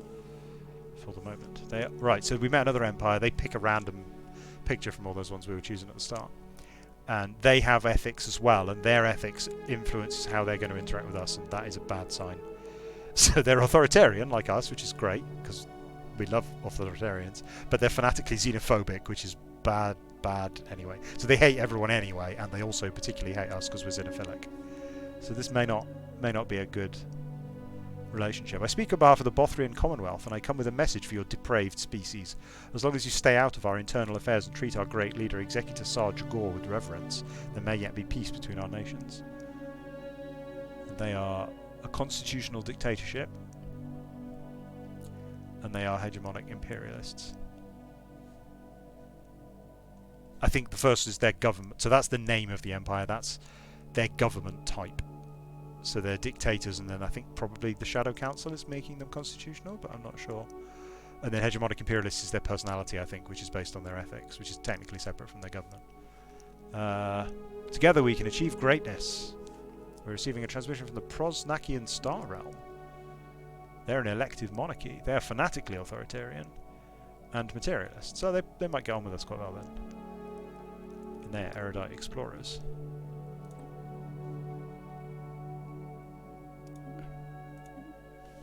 Where are they? Oh, right, okay. What are they doing over there? So which one's which? Those are the ones that are probably our friends, and those are the ones that probably hate us. So if we go have a look at this. Yep, there we go. Right, so these guys have got a modifier of +5, and these guys have got a modifier of -60. So there's a new mechanic they've added where I can send these people to go and... That should increase their opinion of us over time, hopefully. Which means they might not come and murder us because we haven't built any spaceships or anything. Maybe we should build some spaceships. That's a good idea. Oh god, where's that? Right, okay, ship designer. Okay, let's turn off auto-generate, and let's design a corvette. So at the moment we only have the technology to build corvettes. And we don't have any upgraded anythings. And then we can choose to make it... Is that a missile boat? we want that. So the different types of ship have different types of hard point. So this one's got one small weapon and one, I think G is missile. I don't know why G is missile. Can't think of... no idea why G stands for missile. But so that one would have, sorry, that one has 3 small weapon slots, and that one has 1 small weapon slot and 1 missile slot, and that's got, I think, a point defense slot and 2 small. So point defense would be good if our opponent was firing missiles. So I think we probably just want that. And if we click here, so we can give them either mass drivers or lasers. I think lasers are better against, mass drivers are better against shields, and red lasers are better against hull or something. It doesn't make a massive difference which one we choose.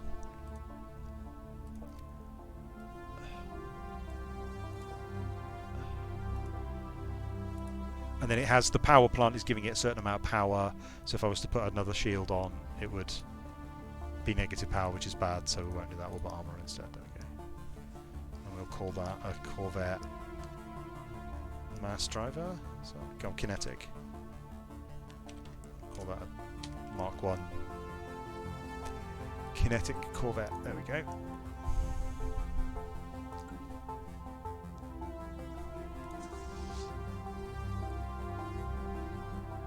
And then we could get all of our existing ships to upgrade to that class. So let's do that.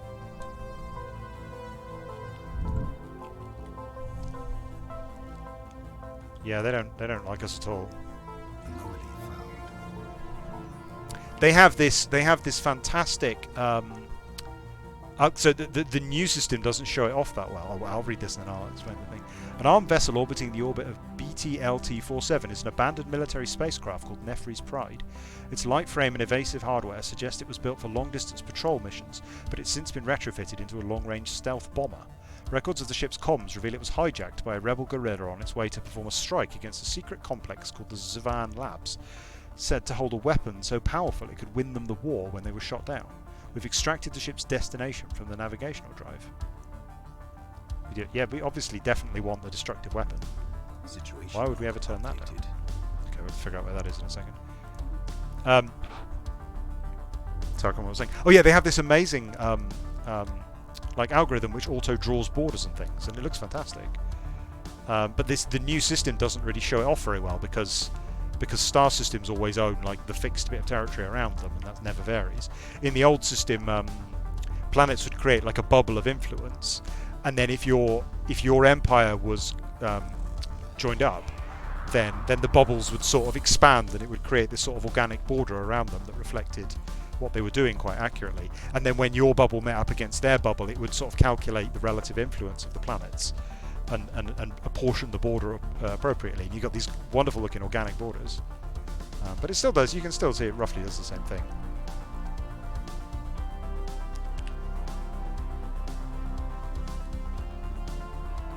Right, what are we doing?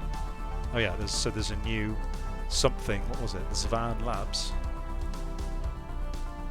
Where is that? Oh, it's there. It's a Chiban. Okay, sure. What are you guys doing? Okay, you can come and do it. Who knew there was a secret super weapon just next to our home system?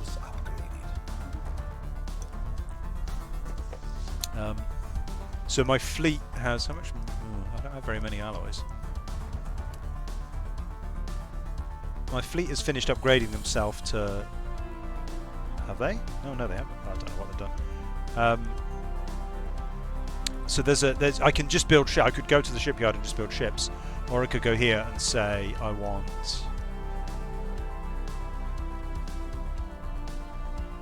Why is it Privamas class? I'm really confused. Oh, because I didn't delete the Privamas. Damn. Okay. Why don't I try that again? Upgrade. Why is it going to cost money for them to upgrade? I don't understand. So you can let it just deal with it for you, but it's kind of one of the few things you get to actually do is designing your own ships. So I don't want to let it automate it for me. Construction complete. And we can colonize this planet. Should we do that? I think so. I don't really understand what the 60% habitability... Oh, there it is.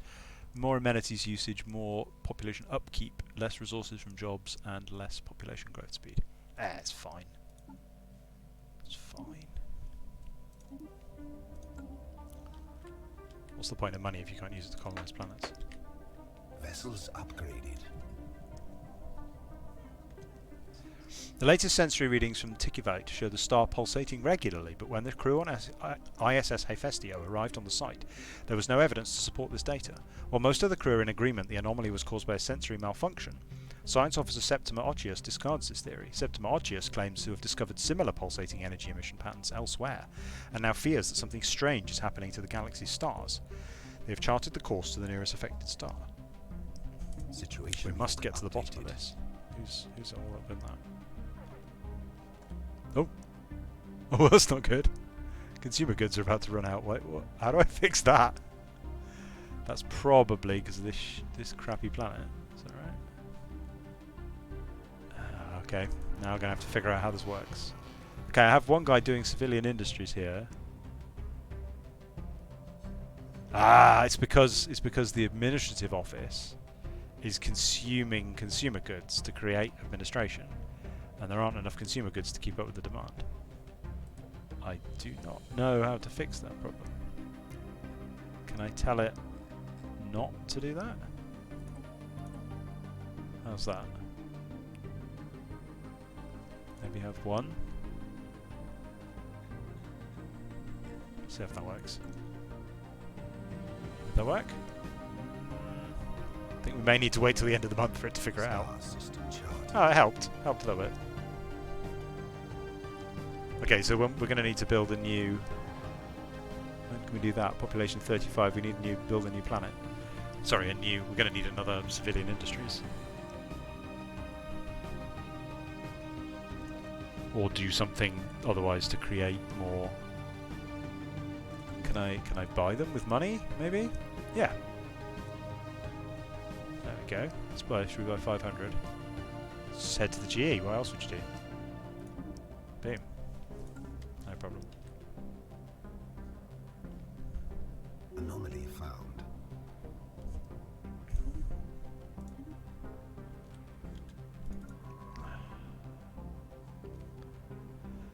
We could sort of try and aggressively settle in this direction to try to prevent them from expanding, but I don't think we can afford to be honest.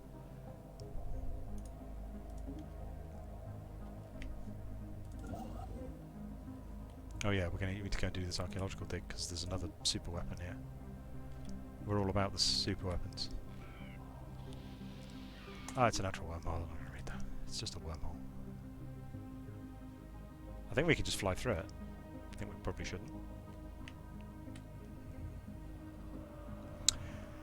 Caravan 1A is uninhabited and indeed uninhabitable, but not unvisited. Its surface is littered with tall cenotaphs carved from some mineral not native to the planet, evidently placed here by some artistically inclined spacefaring race. The monolith's flowing lines deftly chart a history so fantastical it must surely be fictional. Surely. What's that? Unemployed. Ah! Does this turn into a... Can we build a building yet? No. How many do we need? We need 5. Why is this population growing so slowly? I feel like I must be doing something wrong here, but I don't know what it is. These people seem to be... Reduced by 50% due to the planet being newly colonized. I don't know how to... The populations of the planet seem to be growing staggeringly slowly.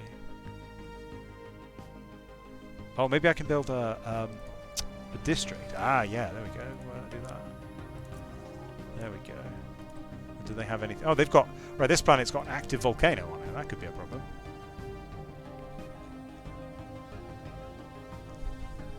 Okay, so the architecture of the planet... Not architecture. The geological makeup of the planet affects...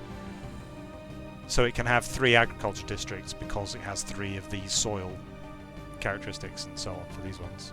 By the look of it. Oh, no, it's 1 that's giving it +3. And it only has 1 mining district, but I guess clearing these would also allow for more. Yeah, so if I was to clear a dense jungle, it would create room for another mining district. guess I should probably do the same thing here.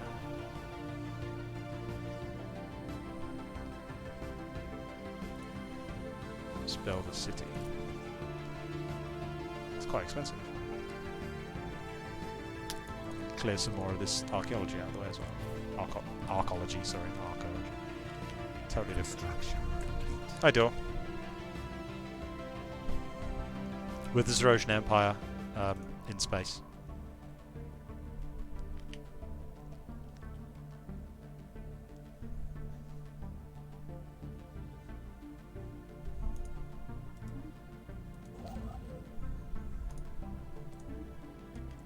There's an archaeological dig over here we're trying to get to. Our scientists have returned from the Zvan labs unscathed with footage collected from the facility's security cameras. It shows lab scientists bound and gagged as the guerrilla soldiers pry open the weapon's strongbox, but to their dismay, the box is empty. Only minutes later, the rebels can be seen writhing on the floor in intense agony, dark patches swelling across their bodies. Then their skin rips and a grey, unidentifiable matter spills out. The matter continues to expand, swirling hypnotically around them until one of the scientists activates the emergency system. Sprinklers douse the room in liquid and an electrical surge passes through it, executing all living things. Here the footage ends. Our crew can confirm that the strongbox was indeed empty. Our excursion to the Zvan labs has progressed our engineering research. Super solid materials research gained. That's handy. Right, where were they going? They were going up here.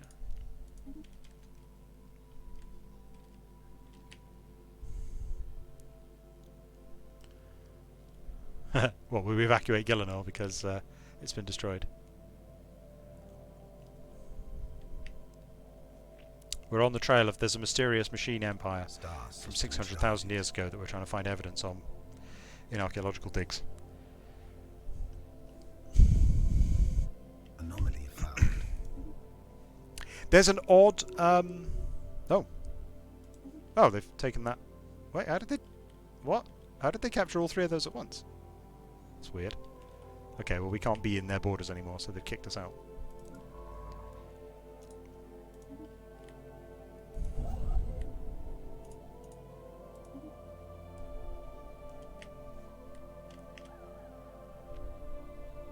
Oh yeah, so I was gonna, have these guys actually upgraded now? Yeah, they have. Okay, so now I've got 3 ships of that, so rather than building individual ships, I can just tell it, I want 10, please do that. And then it will build some at the nearest station. Except I could only afford 3, so it's only built 3 because my alloy generation is tiny for some reason.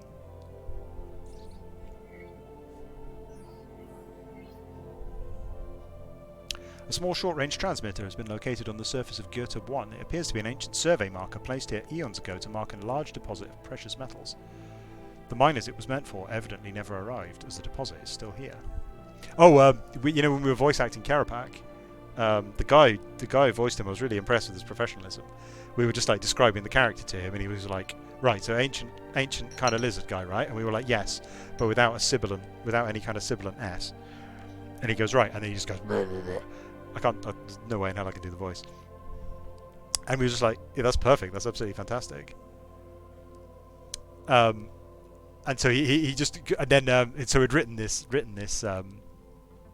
dialogue, and he gets to whose dialogue is it?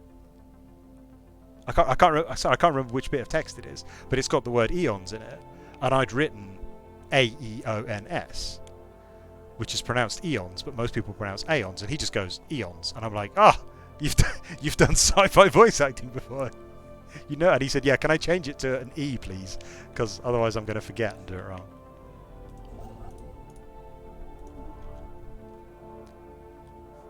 Oh, okay, wow, okay. Oh, God, right, okay. So, we're now getting a huge penalty. Oh, some kind of new aliens. We're now getting a huge penalty to Empire Sprawl because Empire Cohesion.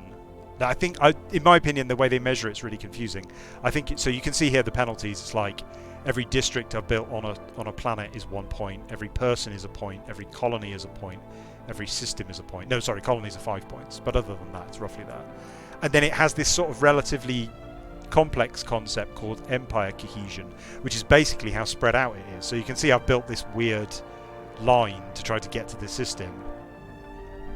And I think it's the fact that there are all these surrounding connections has given me this sort of arbitrary penalty, and I don't know what it means. But it's given me a huge penalty, so I'm now way over my cap, so I'm getting a big... that's not too bad. Plus 7% tech cost and plus 10% tradition cost. Traditions are those talent point things that keep popping up.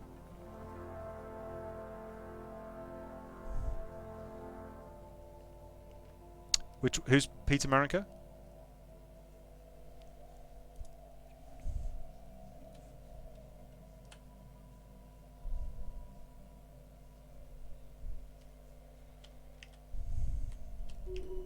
Anomaly found. Did I colonize that? I think I did. Yeah, I did. The colony ship's on the way. Oh, there's some new kinds of alien here.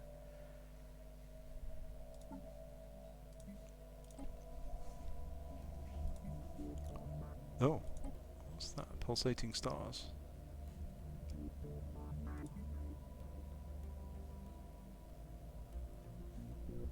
Popular rock. Where's popular rock? Is that popular rock? No, that's popular rock. Oh, okay. Oh, God, right. We've got to claim that if we're going to go there. Construction. Never going to make it, right? Construction complete. The massive crater on Gear Tab 2 appears to be the result of a collision with a starship. From the size of the crater, we suspect the ship exiting a hyperlane at roughly maximum velocity rammed the planet for reasons unknown, roughly 10,000 years ago. The ISS Marcian has picked up residual subspace echoes near the crash site, reminiscent of a collapsed hyperparticulate field. But as the ship itself disintegrated on impact, the theory cannot be verified.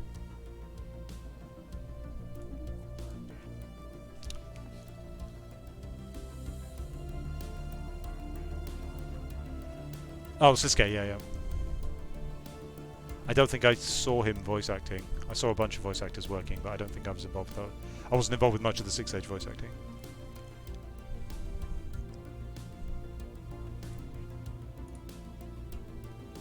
Oh, damn it! I need one alloy. Stars. No, I don't remember playing the Fun Orb 4X. I've played quite a lot of different ones, but I don't think I played the Fun Orb one.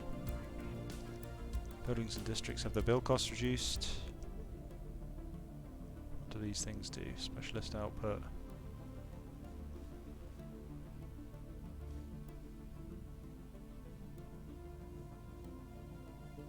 Sure, I'll have that one.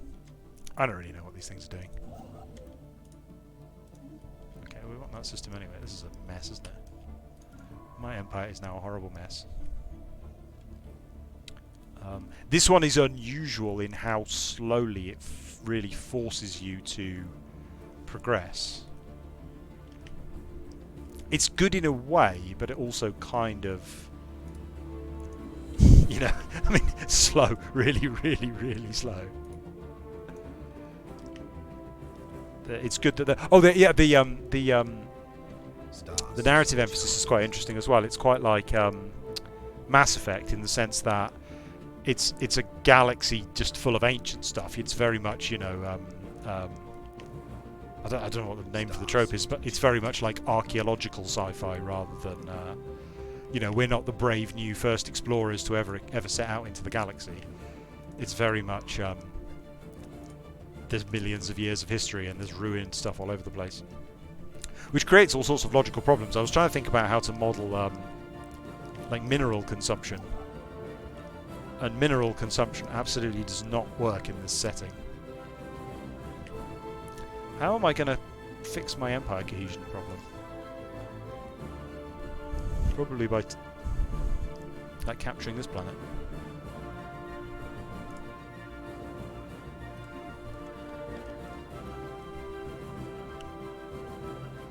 Anomaly found. Colonization in progress. Should probably colonize that as well. While clearing wreckage on Gillinor Prime, we discovered an ancient cache of technology. Oh, we've done that again. Special project complete. Should probably do more of that. The T-Yankee. The spaceborne lifeforms, which the human head of society research has come to refer to as T-Yankee, are docile creatures. Capable of accessing some lower dimension of subspace, they roam from system to system with remarkable ease. They graze on gases common to the upper layers of many gas giants. It's highly unlikely, to say the least, that this is their only food source, but intake of other nutrients has yet to be observed. They will rarely, if ever, attack even when provoked. They can safely be ignored. Hunting them would be a net loss anyway. I think if we were militaristic, we'd have an option to attack them. So, I must have added a technology to a technology list. Well, there's not really anyone to conquer, that's the problem. Oh, what's going on here? Hostile alien vessels. Let's go have a look at them. They are... what are they? Oh, they're like silicon things. Detailed analysis of the enormous metallic crystals dominating Bearer 9's landscape defied all expectations. Science officer Octavia Melius is excited to reveal that these oversized crystals are in fact composed of trillions upon trillions of deactivated nanites. Their molecular structure matches no known empire's nanotechnology signatures, making their point of origin indeterminable. They may have been deposited on the planet by some unknown spacefarers for an unknown purpose. As far as Octavia Melius can tell, the nanites compiled themselves into perfectly orientated crystalline lattices and replicated until a point at which they became deactivated. While the crystals they created do in fact resemble buildings, they are entirely uniform in composition and cannot possibly have served any such purpose. So that's given us 200 of... I think that's a nanite resource, and another L-gate insight. So we've had two ancient finds which were nanite oriented that gave us insight into how to open the L-gate, which strongly suggests what might be on the other side of that L-gate. Okay, we need 7 insights to be able to open the gate. Doesn't seem likely. While on the surface, Gemma appears to be an ordinary white dwarf, the star hides an intriguing secret. By studying Gemma's pulsations, the ISS Strabo crew has discovered its composition to be almost entirely crystallized carbon. This astronomical crystal lattice seems to have formed as the star cooled, originating in its gas-fusing core and growing outward over time. Gemma is a diamond of cosmological proportions, glinting behind a white veil of oxygen and helium.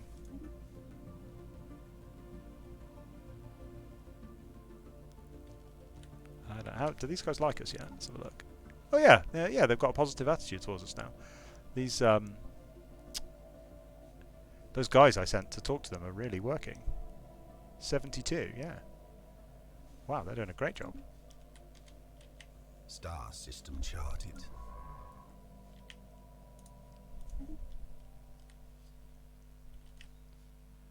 Still got unemployment on this planet. What's that mean? Specialist unemployment. Oh, okay. Oh, yeah, okay. So it has a social class system. Sometimes this sort of game like simulates and models things that just don't need simulating and modeling.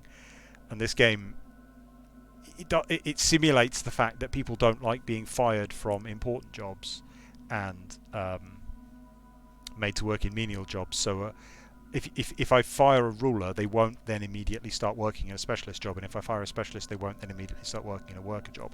So this specialist is just going to sit here waiting for I think it's 4 years or something like that, until he eventually decides, okay, fine, and he's going to be a worker.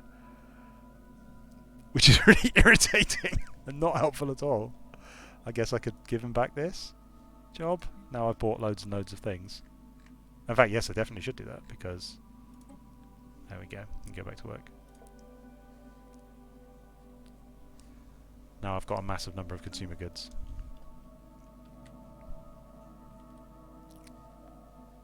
Oh, I'm not going to be able to do that now. Oh, that's the archaeological find, yeah. Ugh. Do I need to conquer that off them? Might do. Doesn't seem likely. Hang on, I can find out what our relative military strength is. Yeah, they're overwhelming compared to us. Technology secured. We really need some more alloys if we're going to compete with them at all.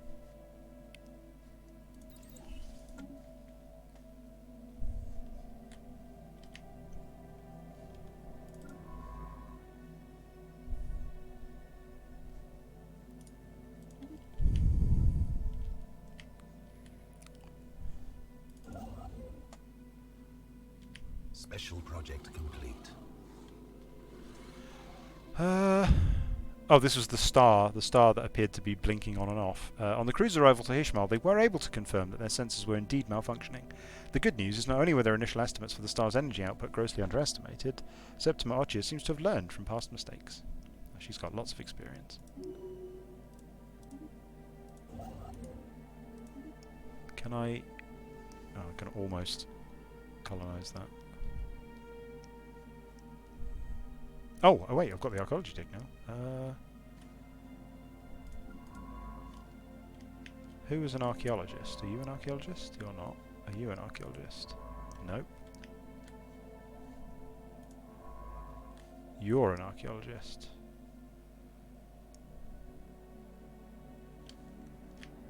And you're an archaeologist. Gaia Musidius. That's who we want to go and do that. There you are. That's going to take her about 20 years to fly there in a spaceship. Anomaly found.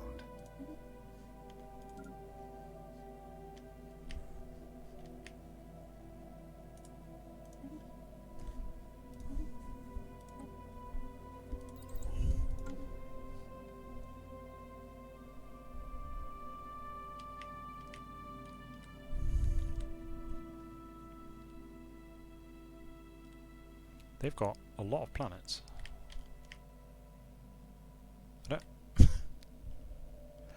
I don't really feel like I'm keeping up here, but I'm not really sure what I could have done differently. I guess focused more on expansion rather than exploration. Floating on the outskirts of the debris field around 996537 is the pitiful form of a crumpled up science vessel of unidentifiable origin. The presence of bite marks and digestive fluids on the hull suggest it was chewed up then regurgitated by some large predator. Ironically, the ship's crew were on a culinary odyssey of their own, in search of new exotic delicacies when they themselves ended up on the menu. They had rated a staggering number of life forms on everything from nutritional content to chewiness. Among their top picks were the Imperium of Pliffus for their juicy vug and spicy temperament. We have earned a mediocre placement at the bottom of the list thanks to the stringiness of our flesh and the lackluster quarry we make. Some like to play with their food. Communications enabled with the Imperium of Pliffus, the galaxy's most delicious aliens. Oh. Alright, there they are. Hey, Imperium of Pliffus. They don't look very tasty. What? They're honor-bound warriors. Xenophilic militarists. Okay, should be our friends then. Hey guys, you want to be friends? I can offer to be their vassal. Let's not do that.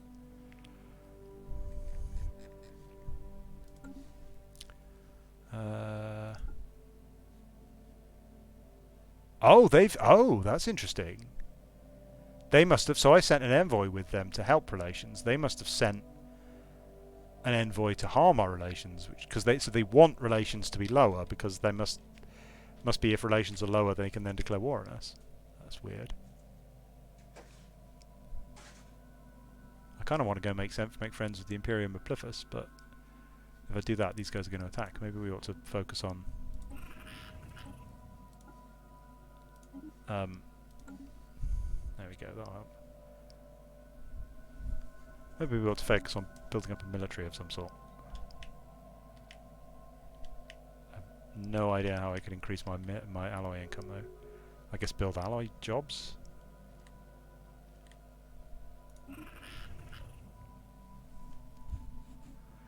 They're guaranteeing our independence. That's quite patronising. They've said anyone who attacks us, they're going to stop them from wiping us out. Complete. Anomaly found.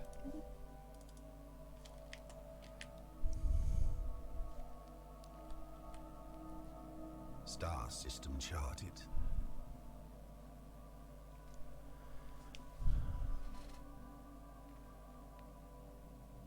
It wasn't the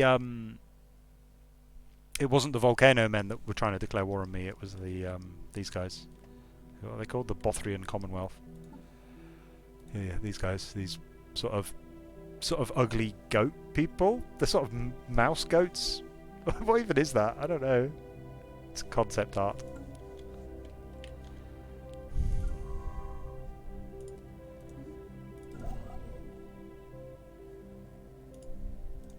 Oh man, I haven't built any of these research stations. Oh yeah, I was going to try and... I need to try and fill in a bit of this space now. I don't really want to lose that L gate, but I don't think I have much choice. This asteroid was evidently used as a junkyard by someone at some point in the distant past. All manner of discarded machinery and metallic refuse has been deposited inside the asteroid's weak gravity well, being slowly pulled into the jumble of debris that now covers the surface. There is nothing of particular value to be found here, but a lot of the metal could be salvaged by a mining station.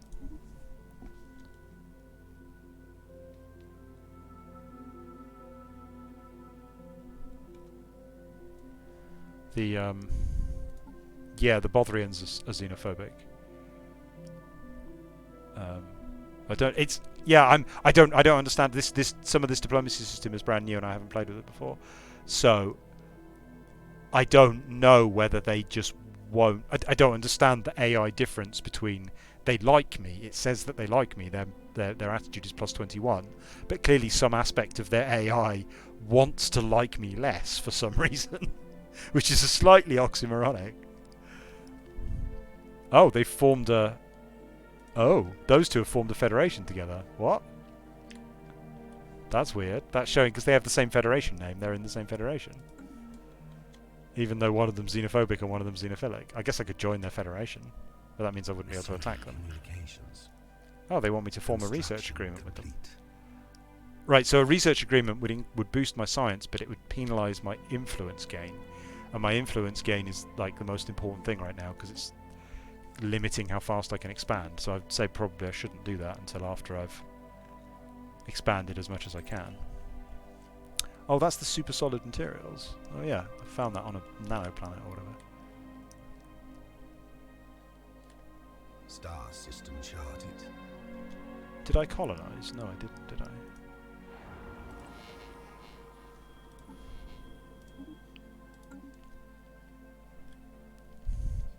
I should clear some more of the planet too. What we got here? Another ruined archaeology. Ooh, what? Oh, not enough money.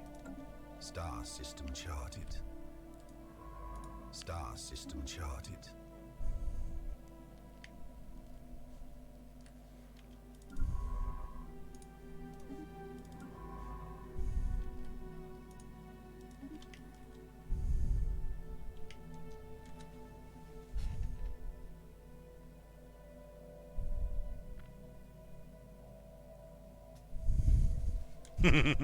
Just reading what you wrote there. Yeah, I don't know. Yeah, it's an interesting. There was a big difference in the simulation between Civ 4. So there are lots of other strategy games, but I think Civ 4. Sorry, the Civilization series is almost the like poster child for the series. I think is that.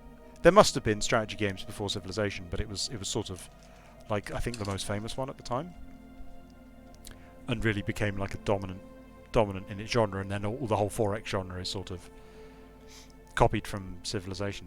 Broadly speaking, they're Civ clones, like that don't want to be called Civ clones. And there's a huge difference from Civ 4 to Civ 5, where in Civ 4 the enemies... Oh, he can't get out again. Damn. Can I get them to open borders?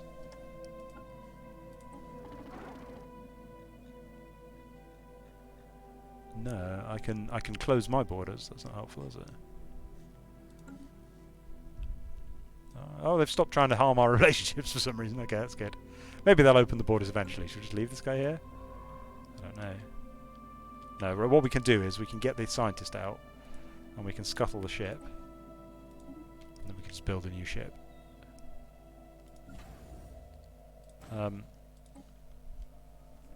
So in Civ 4, the enemies, the other leaders are modelled, like the AI sort of models their behaviour and their attitudes. So Gandhi likes peace, and his opinion of you goes up when you're peaceful, and Genghis Khan likes war, and his opinion goes up when you do war, but also goes down because Genghis Khan wants to kill you. And the purpose of the simulation is to sort of model their behaviour in a pseudo historical realistic manner. And then in Civ 5, they're instead modelled as if they're players. They don't really, you know, you're not. It's not Napoleon, or at least it's not historical Napoleon. It's Napoleon as if he was playing Civilization against you. So he doesn't. He just Anomaly found. hostilely tries to fight you. Oh, hello. The whole Fear Forerunners. Ah. Humans, how delightful. We hadn't expected to encounter you for a few centuries yet. Personally, I thought you would wipe yourselves out long before leaving your gravity well, but I'm glad to be proven wrong. So these guys are...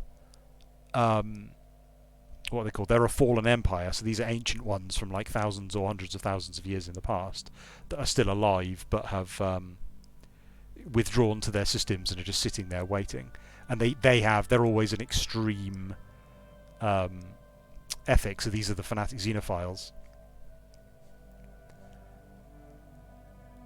This fallen empire dedicates itself to the study of the younger races. They may offer tasks or demand tribute from lesser empires to achieve this end.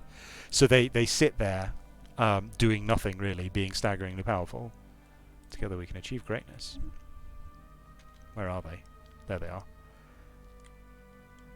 They might let us in if they're xenophilic. They have closed borders, but they may open their borders and let us into their space. At which point... Oh, since everyone's overwhelming, it's a little bit meaningless, but they're really overwhelming. They've got enormous fleets of like space battleships and stuff. And then occasionally one of them will just wake up and decide it wants to conquer the galaxy. And there's not really anything you could do to stop them, so they just conquer the galaxy, and then the game carries on with you as a vassal of them. It's a very odd feature, but really cool. And then eventually you become strong enough to overthrow them. Oh, as I say, so yeah, so in Civ 5 they're more like players than they are historical figures. And so that's why I'm intrigued by this one, because what we seem to have is like their opinion of you dictates their behaviour, but somewhere behind that is an AI which is trying to influence their opinion of you. Because, you know, imagine two players are playing and there's an opinion mechanic and you're not allowed to attack them if your opinion of them is high. You would do everything you can to lower that opinion so that you can then attack them, and they seem to be... It's a sort of, like the distinction between the player and the Empire. Astounding news from the ISS Strabo. Deep scans have revealed the unexpectedly large solid core of Poru 1 to be covered with the compressed remains of a sprawling medical complex millions of years old. Though the intense mantle pressure of the gas giant severely limits the amount of data we can extract from the core's surface, Science Officer Quinta Instaeus reports that the hidden structures match, beyond a doubt, the technology used in the enigmatic L gates. The crew hypothesizes Poru 1 was a planetary medical facility created by the gate builders millennia ago. At some point the complex was abandoned and automated gas replicators ran unchecked for untold centuries, gradually converting the planet into a gas giant. Oh, we've got 2 gas on Poru. Where's Poru? Don't know where Poru is. Oh, over there. These guys are really eating up this territory. In studying the bizarre readings surrounding Hunteron, the crew of the ISS Marcion have discovered that the entire system's gravimetrics are off the charts. Science Officer Octavia Malia suspects that the Hantaran Gateway is somehow interfering with our sensor data, or otherwise responsible for the unaccounted for mass in the system.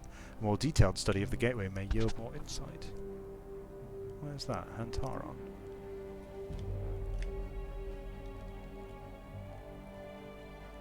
Oh, there. Oh, there's another gateway, okay. Oh, better go and try and claim this before they get there.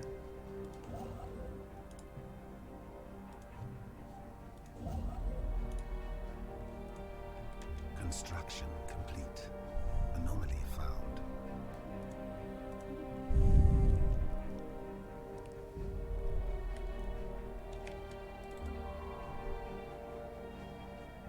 They... No, we're not allowed into their empire yet.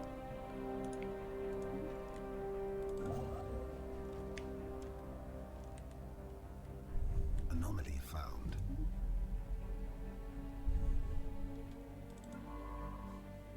Oh, that's our new ship. Let's send them this way. I've got to say I don't feel very dominant as the Zerosian Empire here. The mummified remains of a single individual belonging to a previously unknown mammalian species have been found drifting in high orbit over Hantaran 1A. The being is dressed in what appears to be a flight suit, complete with a helmet, and may be a fighter pilot that ejected in some ancient battle, only to be forgotten and left behind. Our study of the corpse has provided some interesting data.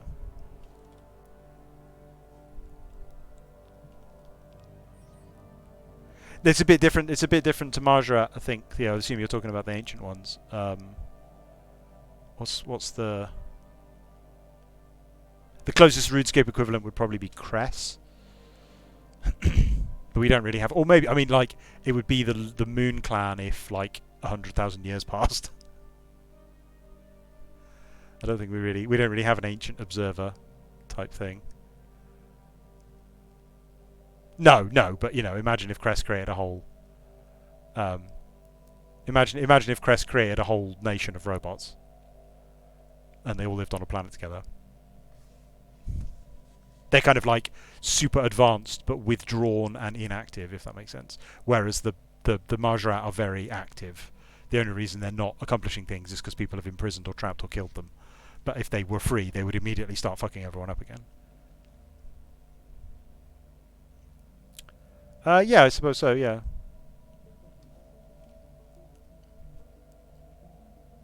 Poru 3 is exceptionally rich in minerals that are, unfortunately, of no use to us. However, Science Officer Quintin Steas believes that many elements of the crust of Poru 3 can be transformed into potentially more useful forms through positron bombardment. ISS Strabo requests the Zerosian Empire sets aside 100 energy credits for the purpose of this project. Yeah, sure, why not? Star system charted.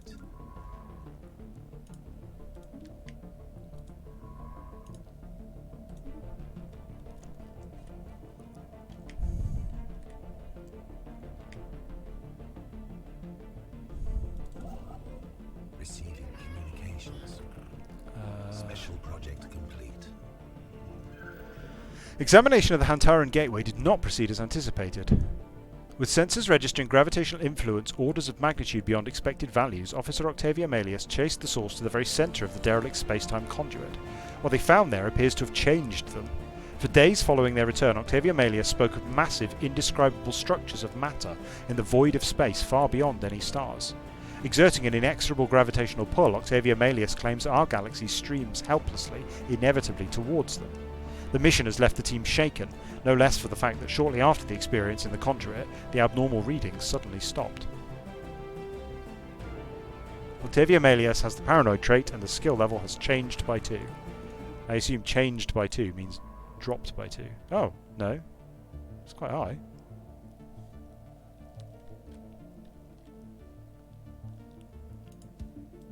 Well, that's quite an exciting story.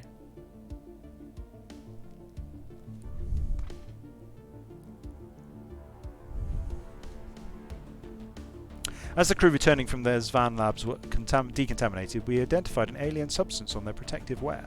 Upon closer examination, it's proven to be fragments of microscopic robots turned into a fine grey dust.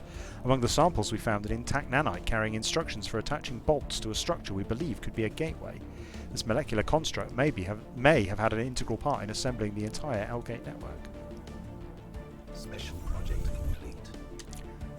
The crew of the ISS Strabo are pleased to report the experiment was a success, and a significant number of dense mineral veins on Poru 3 have been transmuted into usable resources. That reminds me, I should save.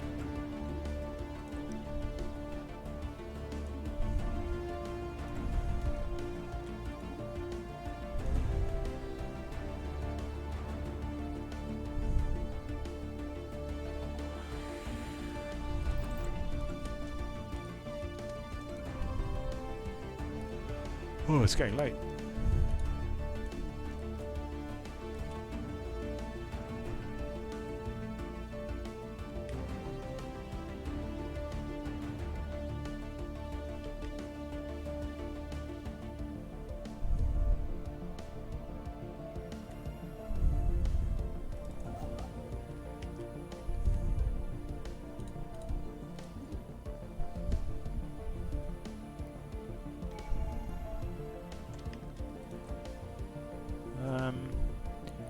Extra housing. maybe that's good. I don't know if that's good. Let's assume it is. Ah. Oh, these guys can build a building. Right. What is it we needed? Consumer goods, right? Civilian industries. These guys have got unemployment.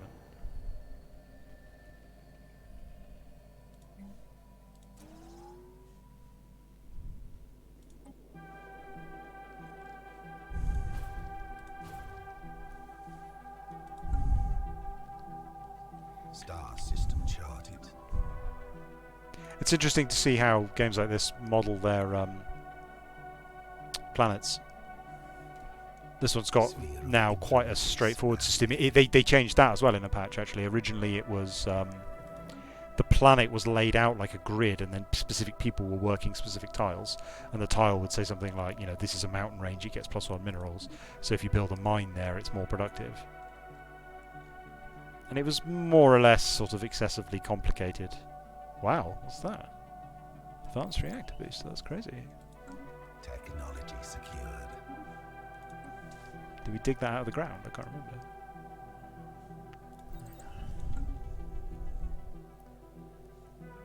Star system charted. Star system charted. Ah, Archaeological Site. Toppled over buildings, crashed spaceships, lumps of melted junk and trinkets burned to a crisp indicate the former inhabitants of Orcam Fung 4 fled their homes in the midst of a losing battle against a superior foe. The presence of bodies bearing foreign military insignia suggests it may have been infighting between clans of rats native to the different homeworlds. Is this the whole thing a Skaven reference? Is that what's going on here? Their evacuation efforts were impeded by their unwillingness to abandon their treasured trinkets, and many lost their lives scrabbling to save completely mundane items. One artifact, however, seems to have a special place in their society, the Rubricator. It appears that they fought long and hard to save it, but ultimately had to leave it behind. Okay.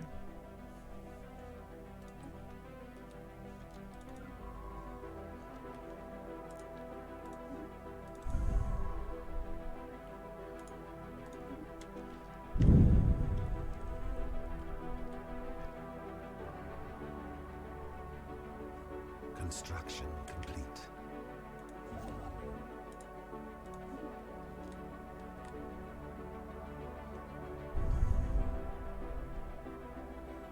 If I can capture those two systems, that at least blocks the border off from them.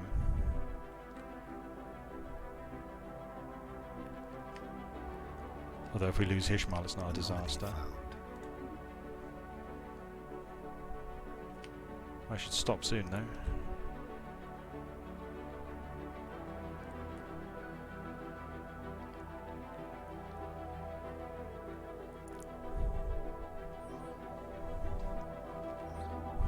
An abandoned life pod was detected in close orbit of Marath 1C. It's covered in scorch marks, presumably from when the pod's mothership exploded, and preliminary scans suggest it was built more than 5,000 years ago. The crew of the ISS Strabo managed to open the pod, revealing the withered remains of a reptilian alien clad in resplendent uniform. Clutched in one of its claws was a small picture of another individual from the same race, possibly a mate or revered leader.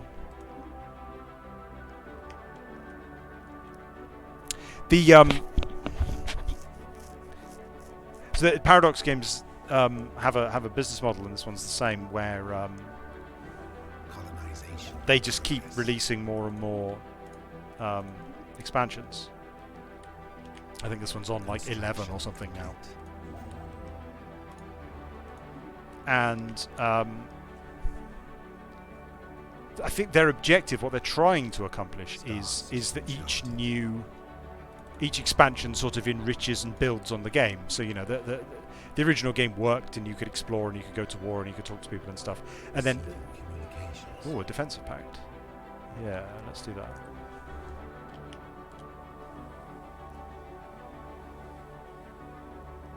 The strong magnetic field around Maradetta Prime has always caused some problems with electronic instruments on the surface, but recently the effect on our computers has been especially notable. So far, it's unknown what's caused this flare-up, although we expect it to be temporary. Receiving communications. Migration oh, okay, they want a migration treaty with us, which would mean that some of their people would move to our planet and vice versa, which is great. Let's do that. Oh, right, because we've got that, we can now colonize all these planets. Wow. Okay, that's quite a big difference. because we now have people of their... What is their species anyway? I don't actually know what they're like. Not those guys. Those guys. Is there any way to see what they're... Oh, somewhere there is. Yeah, here we go. Species. There we go. These guys. Pliff-plaffs. Pliff-plaffs are tropical they're lithoids who prefer the tropical. They consume minerals instead of food, and they produce gas as a byproduct. Right, okay. Well, we could now send them to colonize planets for us.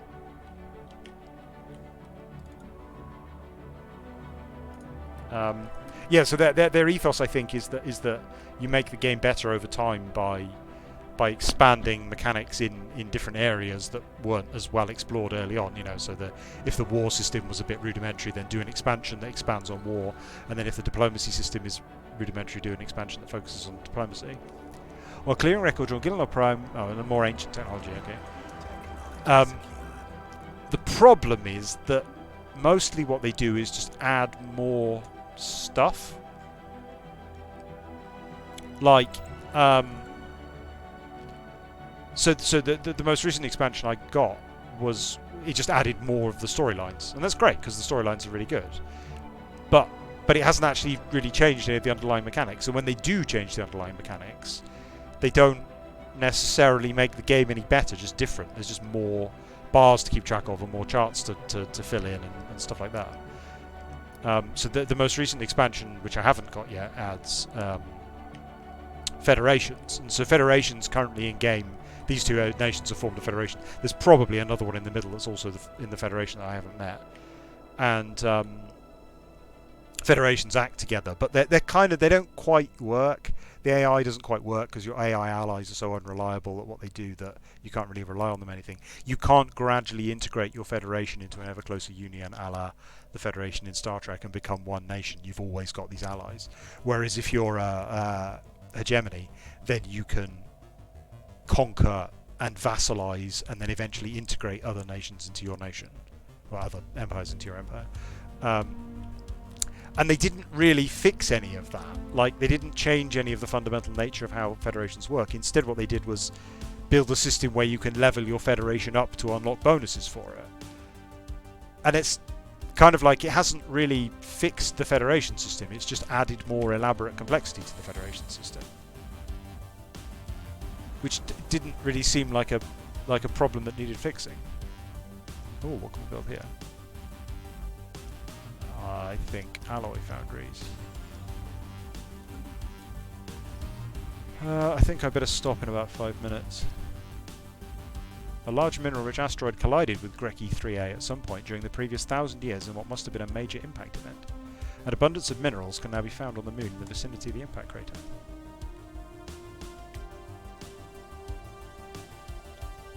As those guys now like us enough that they've opened their borders up again.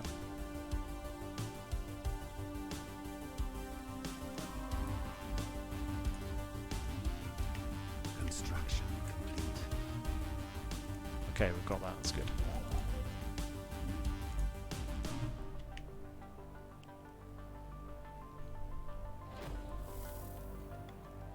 Oh. There is an order to the rat's chaos. In a somewhat official-looking building towards the centre of town, there is a digital inventory of every single item, complete with their origins, gross misinterpretations of their intended uses, as well as highly unhelpful notes on where to find them. The Rubricator, described as a thingamajig maker with magical powers, has its place to the right of the Empress's lilac ribbon under her snout swabs on the four-legged box with the funny face, wherever that is. Oh, I really want to finish that now. What? The Matriarch? A creature of legend swims languorously between the gas giants in the Bion Dazat system. Larger than any Tianqion record, indeed larger than any of our projections could have allowed for, a space whale of impossible proportions seems to have made her nest here. With tentacles longer than a Zeroshan battleship, this magnificent matriarch's glowing hide stands out startlingly against the void of space. She is old, remarkably so, a veritable ancient, covered end to end in battle scars and strange growths. A gigantic unexploded proton torpedo is lodged in the venerable creature's back, and the fractured remains of ships in the system speak of what manner of fate befell any vessels that strayed too close. Tactical retreat. Oh, let's go have a look. Where's the... Oh, is that... Oh, she's in the sun for some reason. Where's my... So he's... When a science vessel meets a hostile thing, it immediately tries to walk back out again. Is she going to move and attack? Yeah. The Rosocium Empire has encountered something beyond sublime. Giant beings, their sheer existence a testament to the unfathomable wonders of the universe that make most life forms appear like flickering lights next to burning stars. Despite the true nature of the Leviathan being unknown, the people on Gillenor Prime are hopefully in awe of what has been found and optimistic about what it may bring. Oh, we didn't get to see because he warped out before she actually came out of the sun.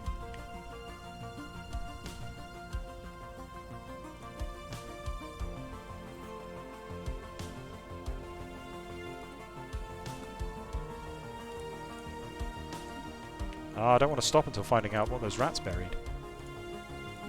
It doesn't seem likely it's going to be useful, if I'm honest. Oh, I've got my Empire Cohesion sorted out somehow. Not sure what did that. It doesn't. It's not like they hugely improved like showing you how your sprawl is calculated. The way I think it should be is each additional warp jump outside your territory just adds 1 or 2 or whatever, and that way it would be very easy to calculate. If I take this planet, it's going to give me, you know, more sprawl than it should do because it's got loads of open exits.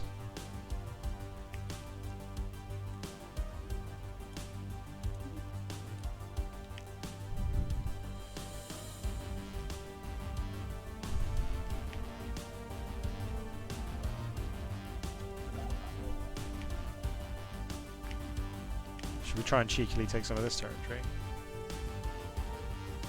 I don't know. Maybe?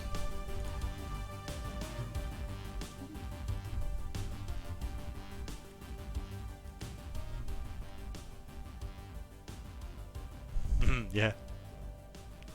We were talking about the Shadow Leviathan today.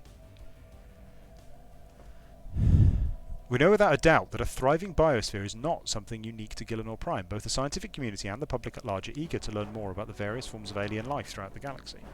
Efforts to catalogue the life forms we encounter are already underway, but our xenobiologists have urged us to focus our planetary survey on habitable life-bearing worlds. Okay, that's a new quest. Habitable worlds. Survey 8 habitable... What? We've already surveyed dozens of habitable worlds. Why are you now telling me to do this now? Honestly, that seems a bit like a bug. Construction. That seems like something that should pop up very early on. The very geological structure of Dristmac 2 is indeed in flux, driven by what Science Officer Octavia Malius assures us is a tectonic process as fascinating as is esoteric. What is of more interest to the Roshan Empire is that we may be able to strategically halt the planet's ceaseless, chaotic self-transformation. In short, a near-instant stabilisation of the planet into something slightly, if not entirely, more habitable is theoretically possible. Octavia Malius estimates an additional 200 energy credits will be needed to power a thorough mapping of planetary activity and determine the validity of what the science officer has termed a surgical terraforming strike. Actual terraforming lies beyond our grasp at present, so this is an exciting opportunity. Yeah, sure, let's do that. Tactical terraforming failed.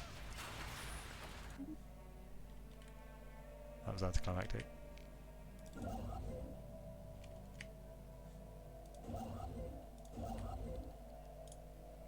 Anomaly found.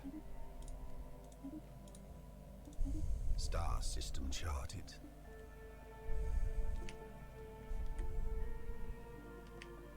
Receiving communications. Oh, now they love me. They want a commercial pact with me. I still don't want that because it would slow my influence gain. So it's good that your rate of expansion is quite strictly capped rather than just expanding as fast as you can. But it's kind of bad that there are other things you can do with that influence. I don't know. I guess it's good once you've stabilised and you don't need influence to expand. It's good that you can spend it on other useful things. But I feel like we've sort of reaching the late early game. So at Empire Creation, I turned down the number of empires in the galaxy, and I feel like I turned it down to the default, and I think the default has left us too much empty space It's nice that there's a lot of space to expand into, but it's a bit boring that there's no border pressure. Even 3 hours into the game, there's no border pressure at all. There's absolutely no need for me to expand into anyone else's territory or really do anything. What was previously thought to be assorted mountains in the southern hemisphere of Drismac 4A have been identified as the massive skeletal remains of a single colossal alien lifeform. The bones have been dated as 3.4 billion years old, but our scientists have ruled out that Drismac 4A could have supported life on that scale at any point in the moon's history. Science Officer Octavio Melius has prepared a special research team to delve further into this mystery. Oh, what was that?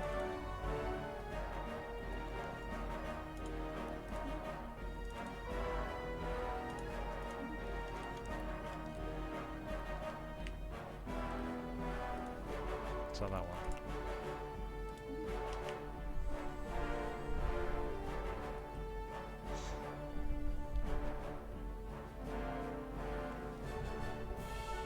It doesn't. So it's interesting. It doesn't. If I click zoom, it takes me right there. It doesn't. I don't get. They sort of pop up, these windows, but I don't really ever get a sense of where they're happening. What can only be described as a dimensional portal has been discovered in a remote location on Mar Adetta Prime. Weather prediction algorithms noticed a strange air current, which was eventually determined to be caused by the slight leakage of atmosphere into the portal. The rate of loss is far too small for it to make any difference to life on Mar Adetta Prime, but the very existence of this portal raises some disturbing questions, such as where does it lead to, and could something come through the portal from the other side? Oh. Probe. I can probe the dimensional portal. Let's go have a look at this. Probe the dimensional portal. We definitely want to do that, right? And if I go look at the planet... Dimensional portal researcher jobs. Oh, cool. So because there's a portal there, people can... That's really cute. That's a really cool feature. So it's created a new job who produces a lot of physics research. Oh, and costs a lot of consumer goods. Why are there two... Oh no, there's one person on the planet and 2 free jobs. These planets are growing so slowly, I don't understand why.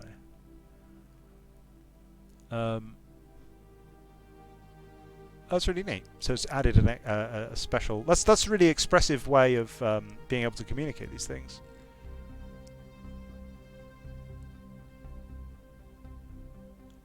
Because it's quite flavourful, like to have an area of the planet which then creates a job which someone can be assigned to get the science bonus, as opposed to just, you know, here's a science bonus. That's really nice.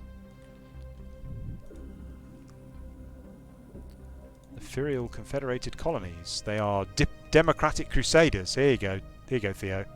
Here's your people. They're fanatically egalitarian and militaristic. And they are a military commissariat. They seem like my kind of people. Together we will achieve greatness. Where are they? Oh, what? What is that?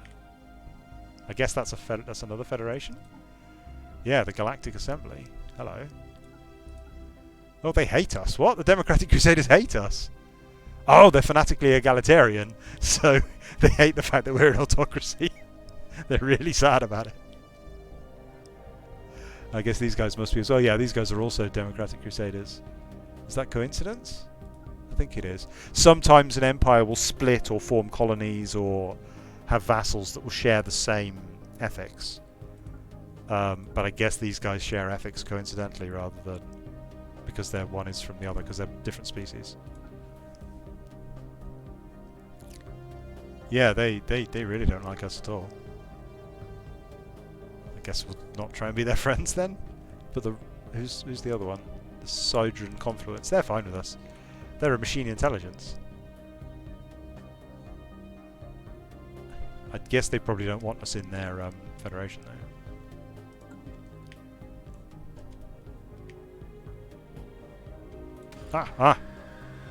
Oh, it's still not finished.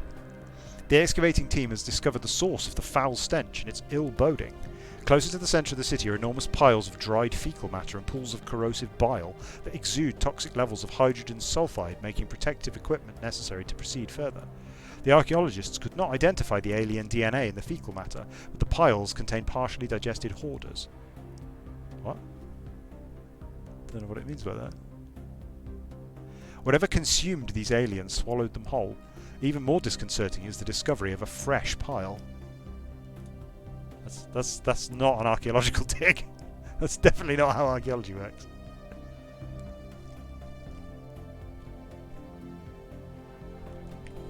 Who would have thought it was the heroic Bothrian Commonwealth standing between us and the White Knights?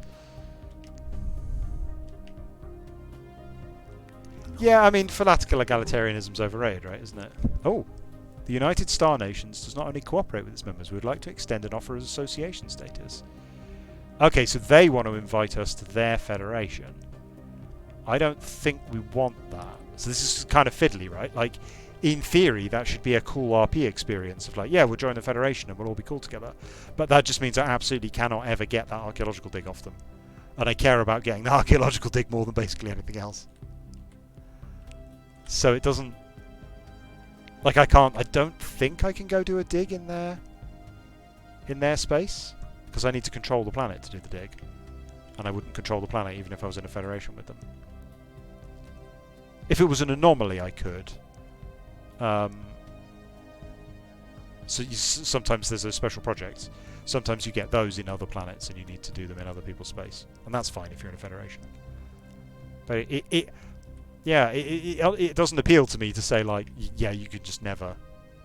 This player is essentially now permanently your ally and you can't do anything about it. I don't feel like I've ever played a... I don't think I've ever played a strategy game where I felt like the AI or the personality was sophisticated enough to make me really want to team up in a Federation. It doesn't feel like a group of allies. It feels like me escorting like 7 children, 7 underdeveloped children who need a lot of help and keep doing things wrong. And that's not a very appealing thought.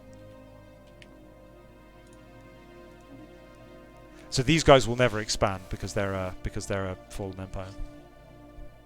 The signal we intercepted was a distress call from a ship in orbit around Salax 2. Ship is not giving off any heat signatures and seems to be drifting. A special project's been issued to investigate. Okay. Construction complete. Don't know where that is.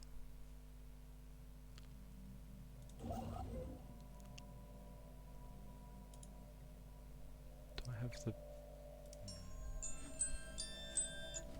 I was hoping to get this archaeological dig finished before stopping, but I might not. The silhouettes discernible from orbit are indeed buildings, and closer inspection reveals to be an obvious martial nature. While abandoned for some time, they're very recently on galactic timescale. Science Officer Quinta Instaeus believes that secrets of alien tactics may yet be exhumed from beneath the dust that covers the decaying barracks and looted armories.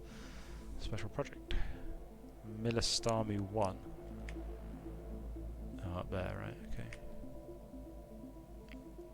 I've got loads of habitable planets now. System charted. Oh no, that's a new archaeological site. Where's that? Asteroid blast door. Oh, there. Oh, right, okay. Oh, we should probably capture that.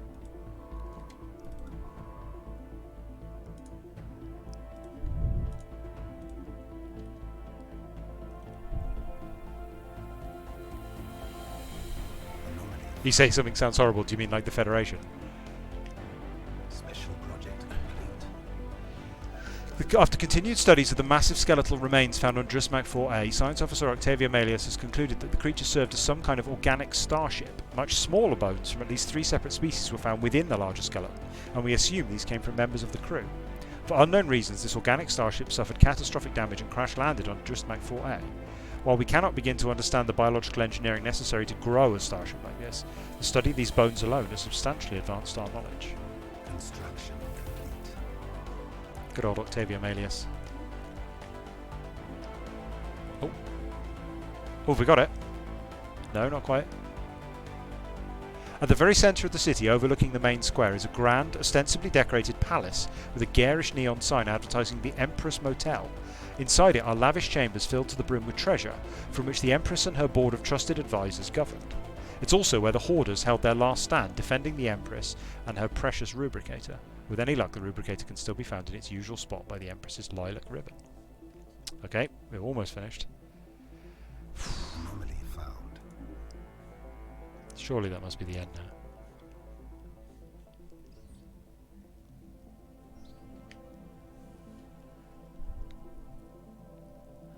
Our crew aboard the ISS Strabo report that Milstamu B shipwreck appears to have been the result of an unexpected geomagnetic solar storm.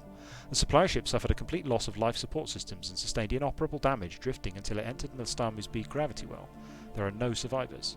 The ship's cargo hold does indeed contain a notable amount of minerals, however the captain of the ISS Strabo cautions that the construction indicates Bothrian design. It's highly likely the minerals belong to the Bothrian Commonwealth and they may be displeased should we lay claim to their shipment. Yeah, let's give them back. In fact, thinking about it, we should probably stop making friends with them. Because if we do want to attack them at some point, we don't want to be super friends, do we? Why don't we send people to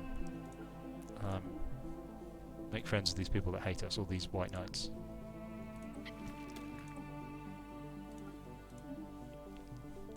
I think Theo may have disappeared for like the Theo bit. Shake my head.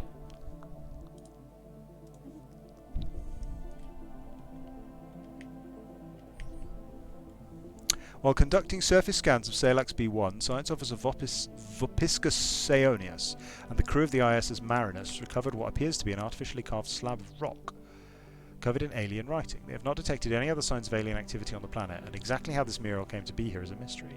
We have prepared a special project to translate the text. Yeah, it really feels sort of like you get the text pops up and the text is all very important, but it really feels sort of disconnecting when you don't really get a sense of where in the galaxy it's happening, and even if you want to find out, it pops up in front of it, so there's really no way to tell. Science Officer Septima Ochius reports that Raxum 5 is covered from pole to pole in a web-like network of electrical filaments. These networks respond to external stimuli. The ISS Hephaestio experimented with sending a low-voltage pulse to the surface, which resulted in a wave of illumination that rippled through the network like a circuit board. Even more remarkably, the webs rearranged themselves. A second low-voltage pulse revealed that the filaments had been organised into a new pattern, centred around where the previous pulse had contacted the surface of Raxum 5. Septima Ochius concludes that this discovery confirms her long-held theory that life can exist as almost purely electrical impulses independent of cellular or viral structure.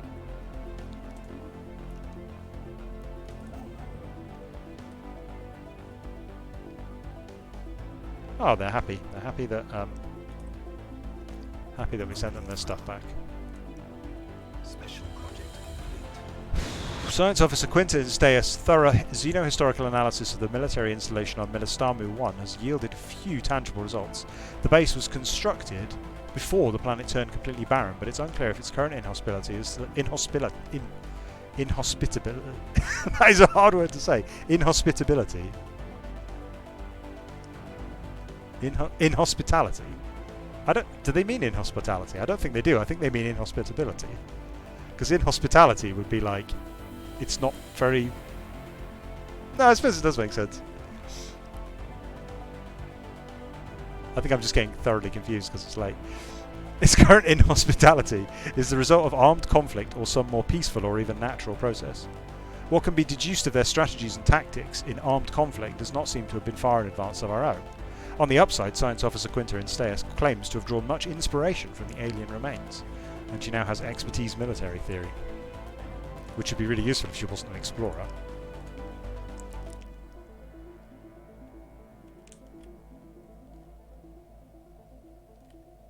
At Galaxy Creation, you can change how many links there are. So I've gone with the default. Oh, there's aliens in here. They are... What are they? Some mining robots, probably. Yeah, I think they're mining robots. So I went for the default, which sort of produces these sort of stringy clusters. So you get a cluster and then strung together to another cluster, and then these weird dead ends and things. You can turn that way up, so basically just everything is connected, or way down, at which point, like, you just get long strings of planets and hardly any clusters at all.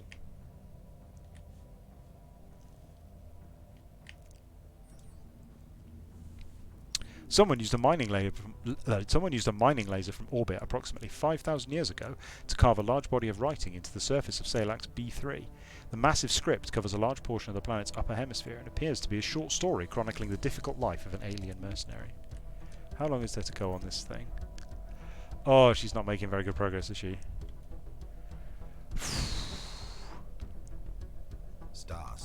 Uncharted. Man. Should probably go to bed.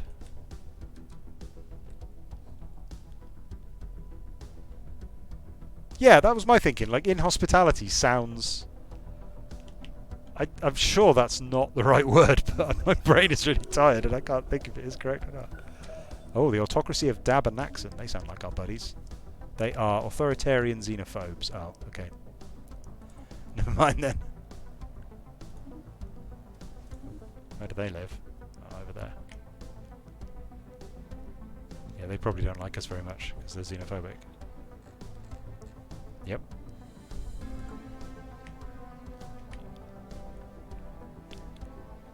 Construction complete.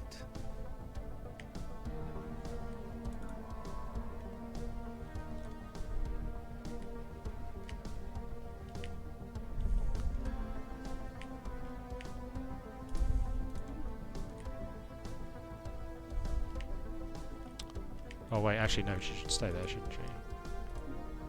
And we should claim that system. For the memory of Zaros.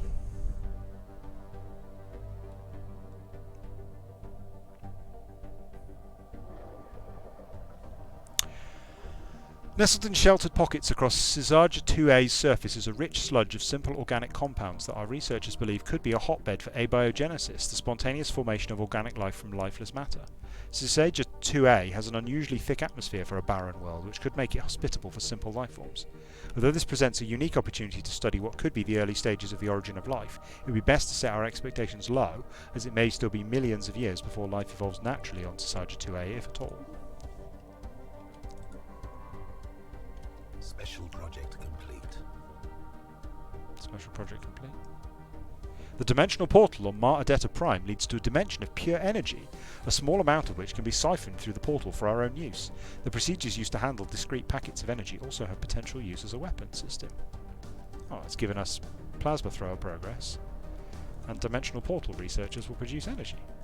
That's cool. Let's go.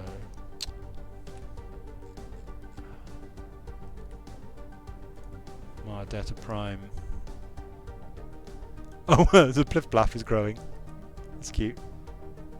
Because of the migration treaty, it doesn't distinguish between like migration just adds population growth. It doesn't. They don't just move. The people don't like move from one planet to another. So I think it's trying to stabilize my population between the various different options. Where was that? Dimensional portal researchers. Oh, they don't seem to have any energy yet. Sphere of influence expanded. What was that? Oh, we nearly found a colony, right?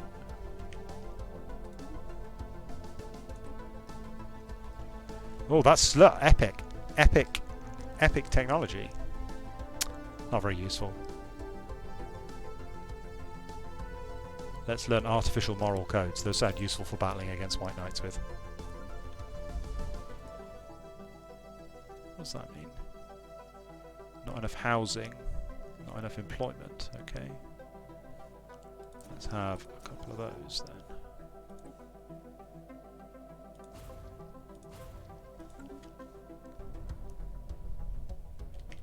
Oh, one stopped working.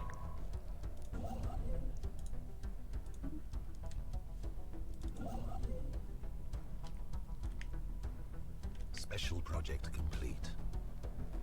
Science Officer Vopiscus Seonus has managed to partially translate the alien mural discovered on Salax B1. The text contains a staggering amount of data, and the mural evidently serves as some sort of low-tech library. It describes in broad terms the collected technological knowledge of an alien civilization that dominated this region of the galaxy some 80 million years ago. A lot of it's already known to us, but the data does contain several promising leads for technologies we had yet to consider. There is enough data here to keep our scientists busy for decades, but we will need an orbital research facility to continue the translation efforts. I do like how much effort they go to justify, like, +2 science bonus. It's really nice. I think the writing in this is pretty strong, I think. It's very, like, it's purple. It's very, ooh, it's so amazing. It's so grand. It's so majestic. But I think it works in that context. I think it's fine. It's not It's not exactly trying to be literary, it's trying to convey a sense of the awe of both science and ancient things, and I think it does a really good job of that. There is a superbly written quest line that was written by the guy, I think it's the guy who wrote Sunless Sea, is that right? The guy who, and then there's some Me Too accusations against him now, so I'm not sure how I feel about that, but it's very well written. It's called The Worm in Waiting. I hope it comes up because you guys will love it, but not tonight. As more and more spacefaring civilizations establish formal relations with one another, the galaxy is becoming a vibrant and lively place. To avoid tragic misunderstandings between nations, an increasing number of diplomats have called for the establishment of a new pan-galactic organization, a community if you will, where the empires of the galaxy can meet to discuss important matters, should the Zerosian Empire pledge its support for the creation of the galactic community. Yeah, sure. Special project complete. The crew of the ship has been found dead. I wonder which ship this was. I've lost track. What is more disturbing is they appear to have been killed by some highly advanced brain parasites, which infested them and drove them mad. Thanks to Science Officer Vopiscus Saonius' findings, we were able to protect our own crew from being infected. They're still waiting.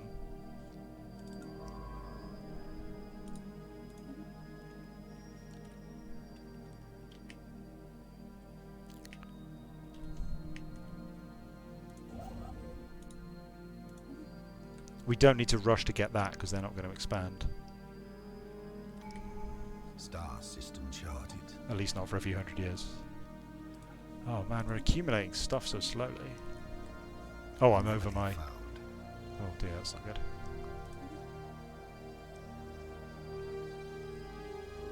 I lost cohesion again for some reason.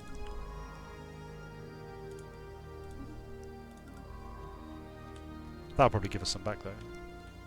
Technology secured. Tactical retreat. Nope. Oh, robots. Yeah, we definitely want robots. Who's retreating from where? Oh dear. Is that more of those mining androids? I think that's what they are.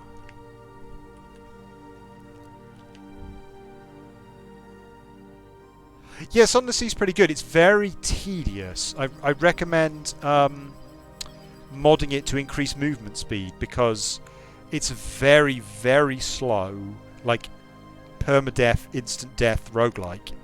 So you spend about 45 minutes very slowly plodding around the sea, making very little progress, and then you just die and have to start again. And I've played a whole bunch of it, and I never really feel like I'm getting to any of the really good stuff because, I don't know, it's partly just, I don't think a long, slow-paced narrative roguelike is a very good idea, but I guess some people would like it, but the pacing was just wrong for me, I think. So, but I modded it to, I can't remember the two, I sped up movement speed, and there was something I did so that it wouldn't be permadeath. I can't remember what it was. I don't know if I just saved. I can't remember if I just saved or if I just made it less dangerous or reduced the death bounce. I can't remember what I changed, but it made it much more enjoyable experience because the writing in it is very, very good. But there's a lot of slow, plodding, wandering around to get to that writing, which is a shame. The structures on Ladium 5A are not as old as we first believed. It seems to be a playground or amusement park of some sort. Science Officer Quinta Instaeus notes that many of the contraptions are highly complex creations that we can learn much from, and that to the builder's alien eyes this might have been a cutting-edge sensor array, or even a gigantic art installation. Regardless, to us humans it looks much like a place where you would take your young and let them amuse themselves. How are we doing here? 3 clues. Come on, Gaia Musidius. Get the job done.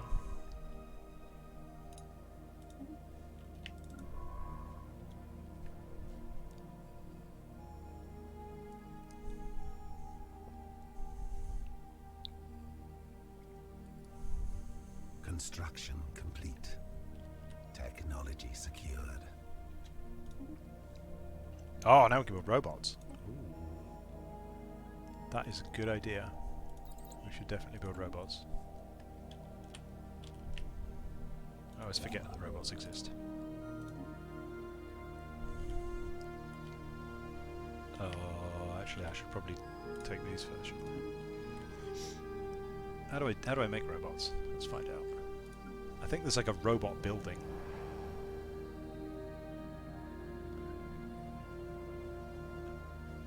Our population is growing so staggeringly slowly that...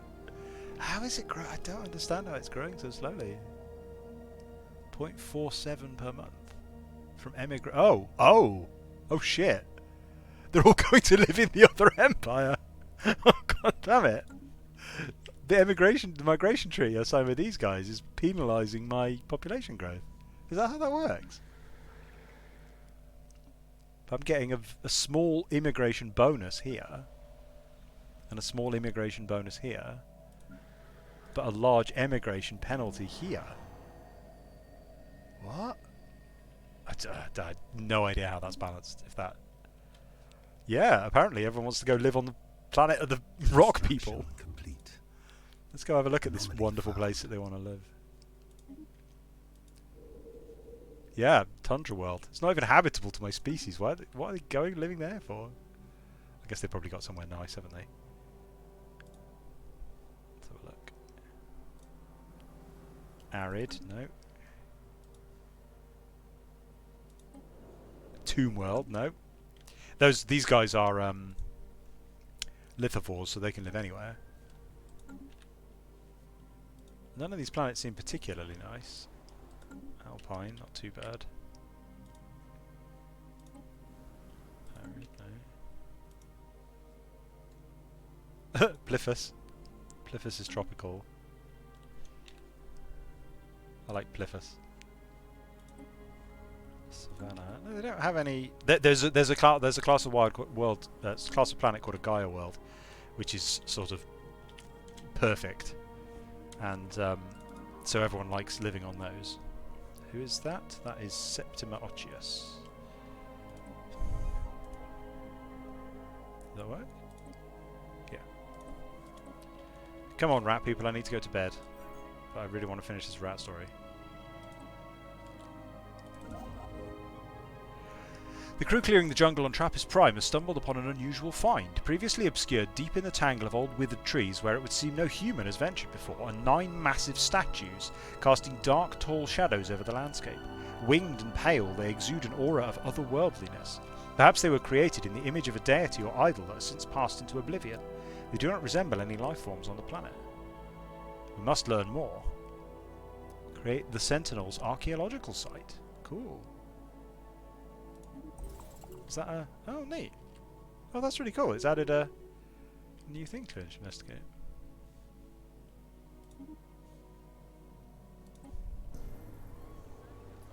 This is a historic day. Several of the galaxy's prominent spacefaring empires, including the Zerosian Empire, have announced the creation of the Galactic Community. The supranational organization will serve as a forum where matters involving the entire galaxy can be discussed and decided on. As one of its founding members, we can take pride in this milestone. Oh, I'm going to stop reading these, I think.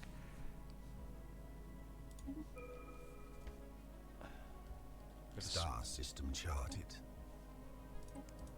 Special project with a time limit.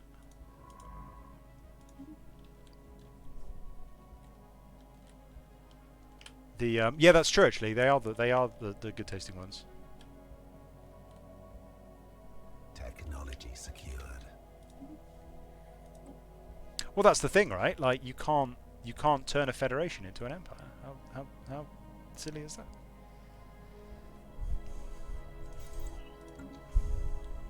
You can found... I can't because I don't have the right expansion, but you can found like a hegemony instead of a federation, which means there's one guy who's in charge and everyone else is your vassal. But you could kind of do that already, so it doesn't feel like it's adding anything that the game didn't already have. Oh, what's this here? Oh, it's a diplomatic weight. Wow. Our diplomatic weight is less than half of theirs.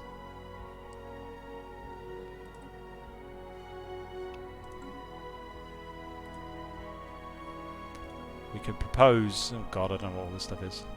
We can spend influence to propose things. The greater good, that sounds like a good idea. Sure.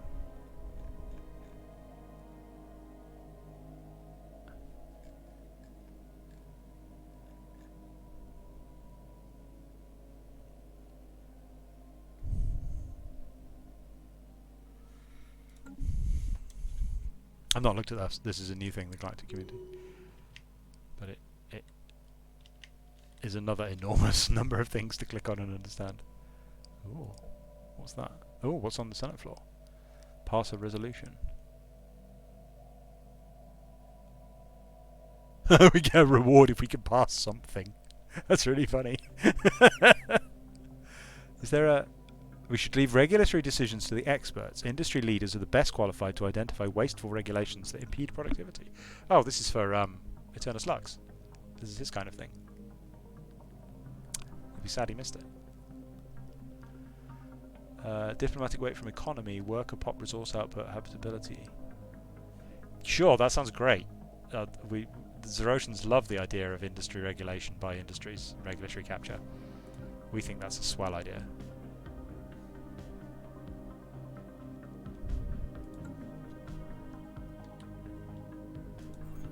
Oh, looks like they're nearly finished.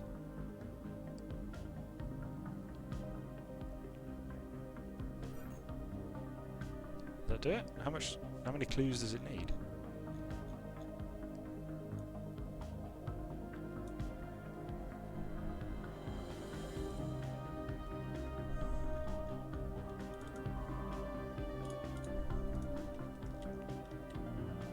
Special project complete. Come on, rat people. The event gas giant transmission happens. Ladium 4 sets the name of Ladium 4. What does that mean? Oh! Okay. Gas giant transmission. Finally! Well met, Spacefarer. We are the Dathnak, and the planet you are orbiting is Tolok Rong, our ancestral home. It's always riveting to meet a solid, even if our last encounter with your kind was somewhat problematic. You've no doubt detected in the radiation surges coming from our atmosphere. Tolok Rong is dying, and our species will perish unless we find a new home.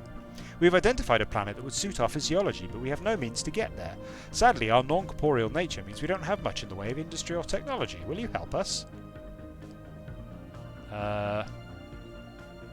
You want us to transport your entire species to another planet?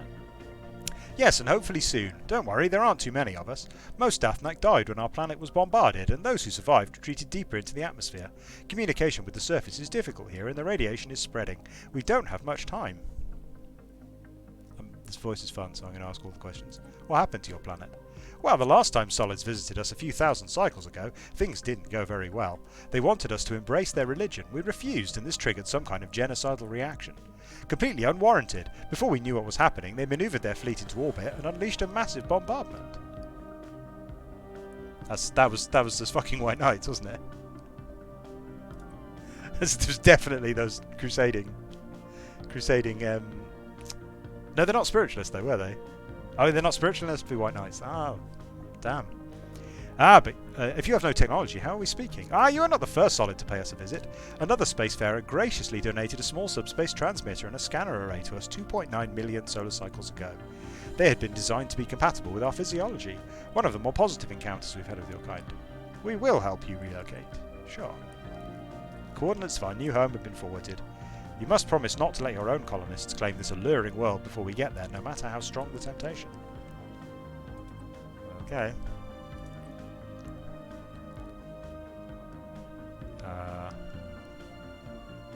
What kind of thing is that? It's a science ship thing.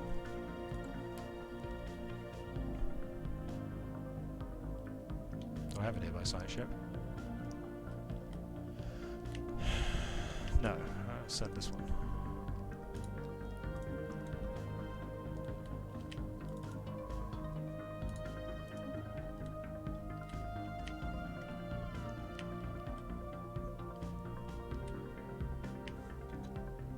Nope. That's the wrong one! A very large structure of some kind occupies most of the interior of asteroid VK112. The blast door, which once served as this structure's only entrance, still can't be opened, but a passage has been dug from the other side of the asteroid. Drills have so far been unable to penetrate the thick outer walls of the structure, but this method seems to afford the best chance of gaining access. Despite their age, the blast doors have proven nearly invulnerable. I like these little archaeology stories. RuneScape archaeology works somewhat like this, just with a lot more steps.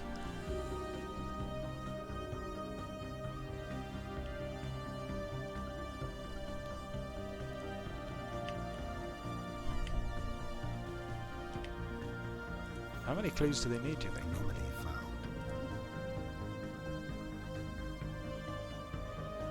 Tactical Oh! retreat. Whoa, whoa, whoa, whoa, whoa. Okay, hang on. Too much going on at once. Let's close that for now. A snarling, hissing fiend has appeared out of the void. With one swipe of her giant talon, she snatched the archaeology shuttle carrying the excavation team and the rubricator back to the ISS Polomius Silvius, bending it open and prying the rubricator from within. It seems we have finally had the displeasure of meeting the hoarding rat's assailant. The dragon must have been attracted by the countless treasures and made her nest within the royal palace, feasting upon their bodies. Perhaps she was on the prowl or observed from afar as we excavated the ruins, waiting for the right moment to strike. She appears to be growling something in our general direction. Where? Orcam. The dragon breathes fire down onto Orcam Fung Prime, killing the colonists instantly. What? Okay. Is there a dragon here? Where's the dragon? Yep, there's a space dragon. Okay, that wasn't quite how I expected it to work. So just wiped out my colony. Is that what's happened? Yep. Okay, I guess I got to kill the dragon. That's an odd ending to that quest line. Like, oh, by the way, your colony gets destroyed. The archaeologists were I think that probably happened after this. The archaeologists were preparing to leave when they happened upon a large hidden chamber cluttered with artifacts, gnawed bones, and a substantial amount of fresh slobber. There, under a used royal nose swab, on a four-legged table with a carving of a face they confirm was indeed funny, sat the rubricator, maker of thingamajigs, right where it was supposed to be. A tiny, insignificant-looking cube spewing out a continuous stream of artifacts. The rubricator is a replicator, an ingenious alien invention that can make endless copies of just about any artifact, and soon it is ours. The planetside team will begin the journey back to the safety of the ship. Thankfully, we'll never know what attacked the Hoarders. Ah, spoilers. Man, they should have had a quest pre-rack on it. What is that even happening? Right, I really need to stop though. It's really late. Save the game there. Thank you for listening, everyone. I will be back another time, probably. Maybe with this, although based on the number of people watching, I'm assuming that many people don't seem interested in this. So I'll talk to people online and see what they think. Good night, everybody.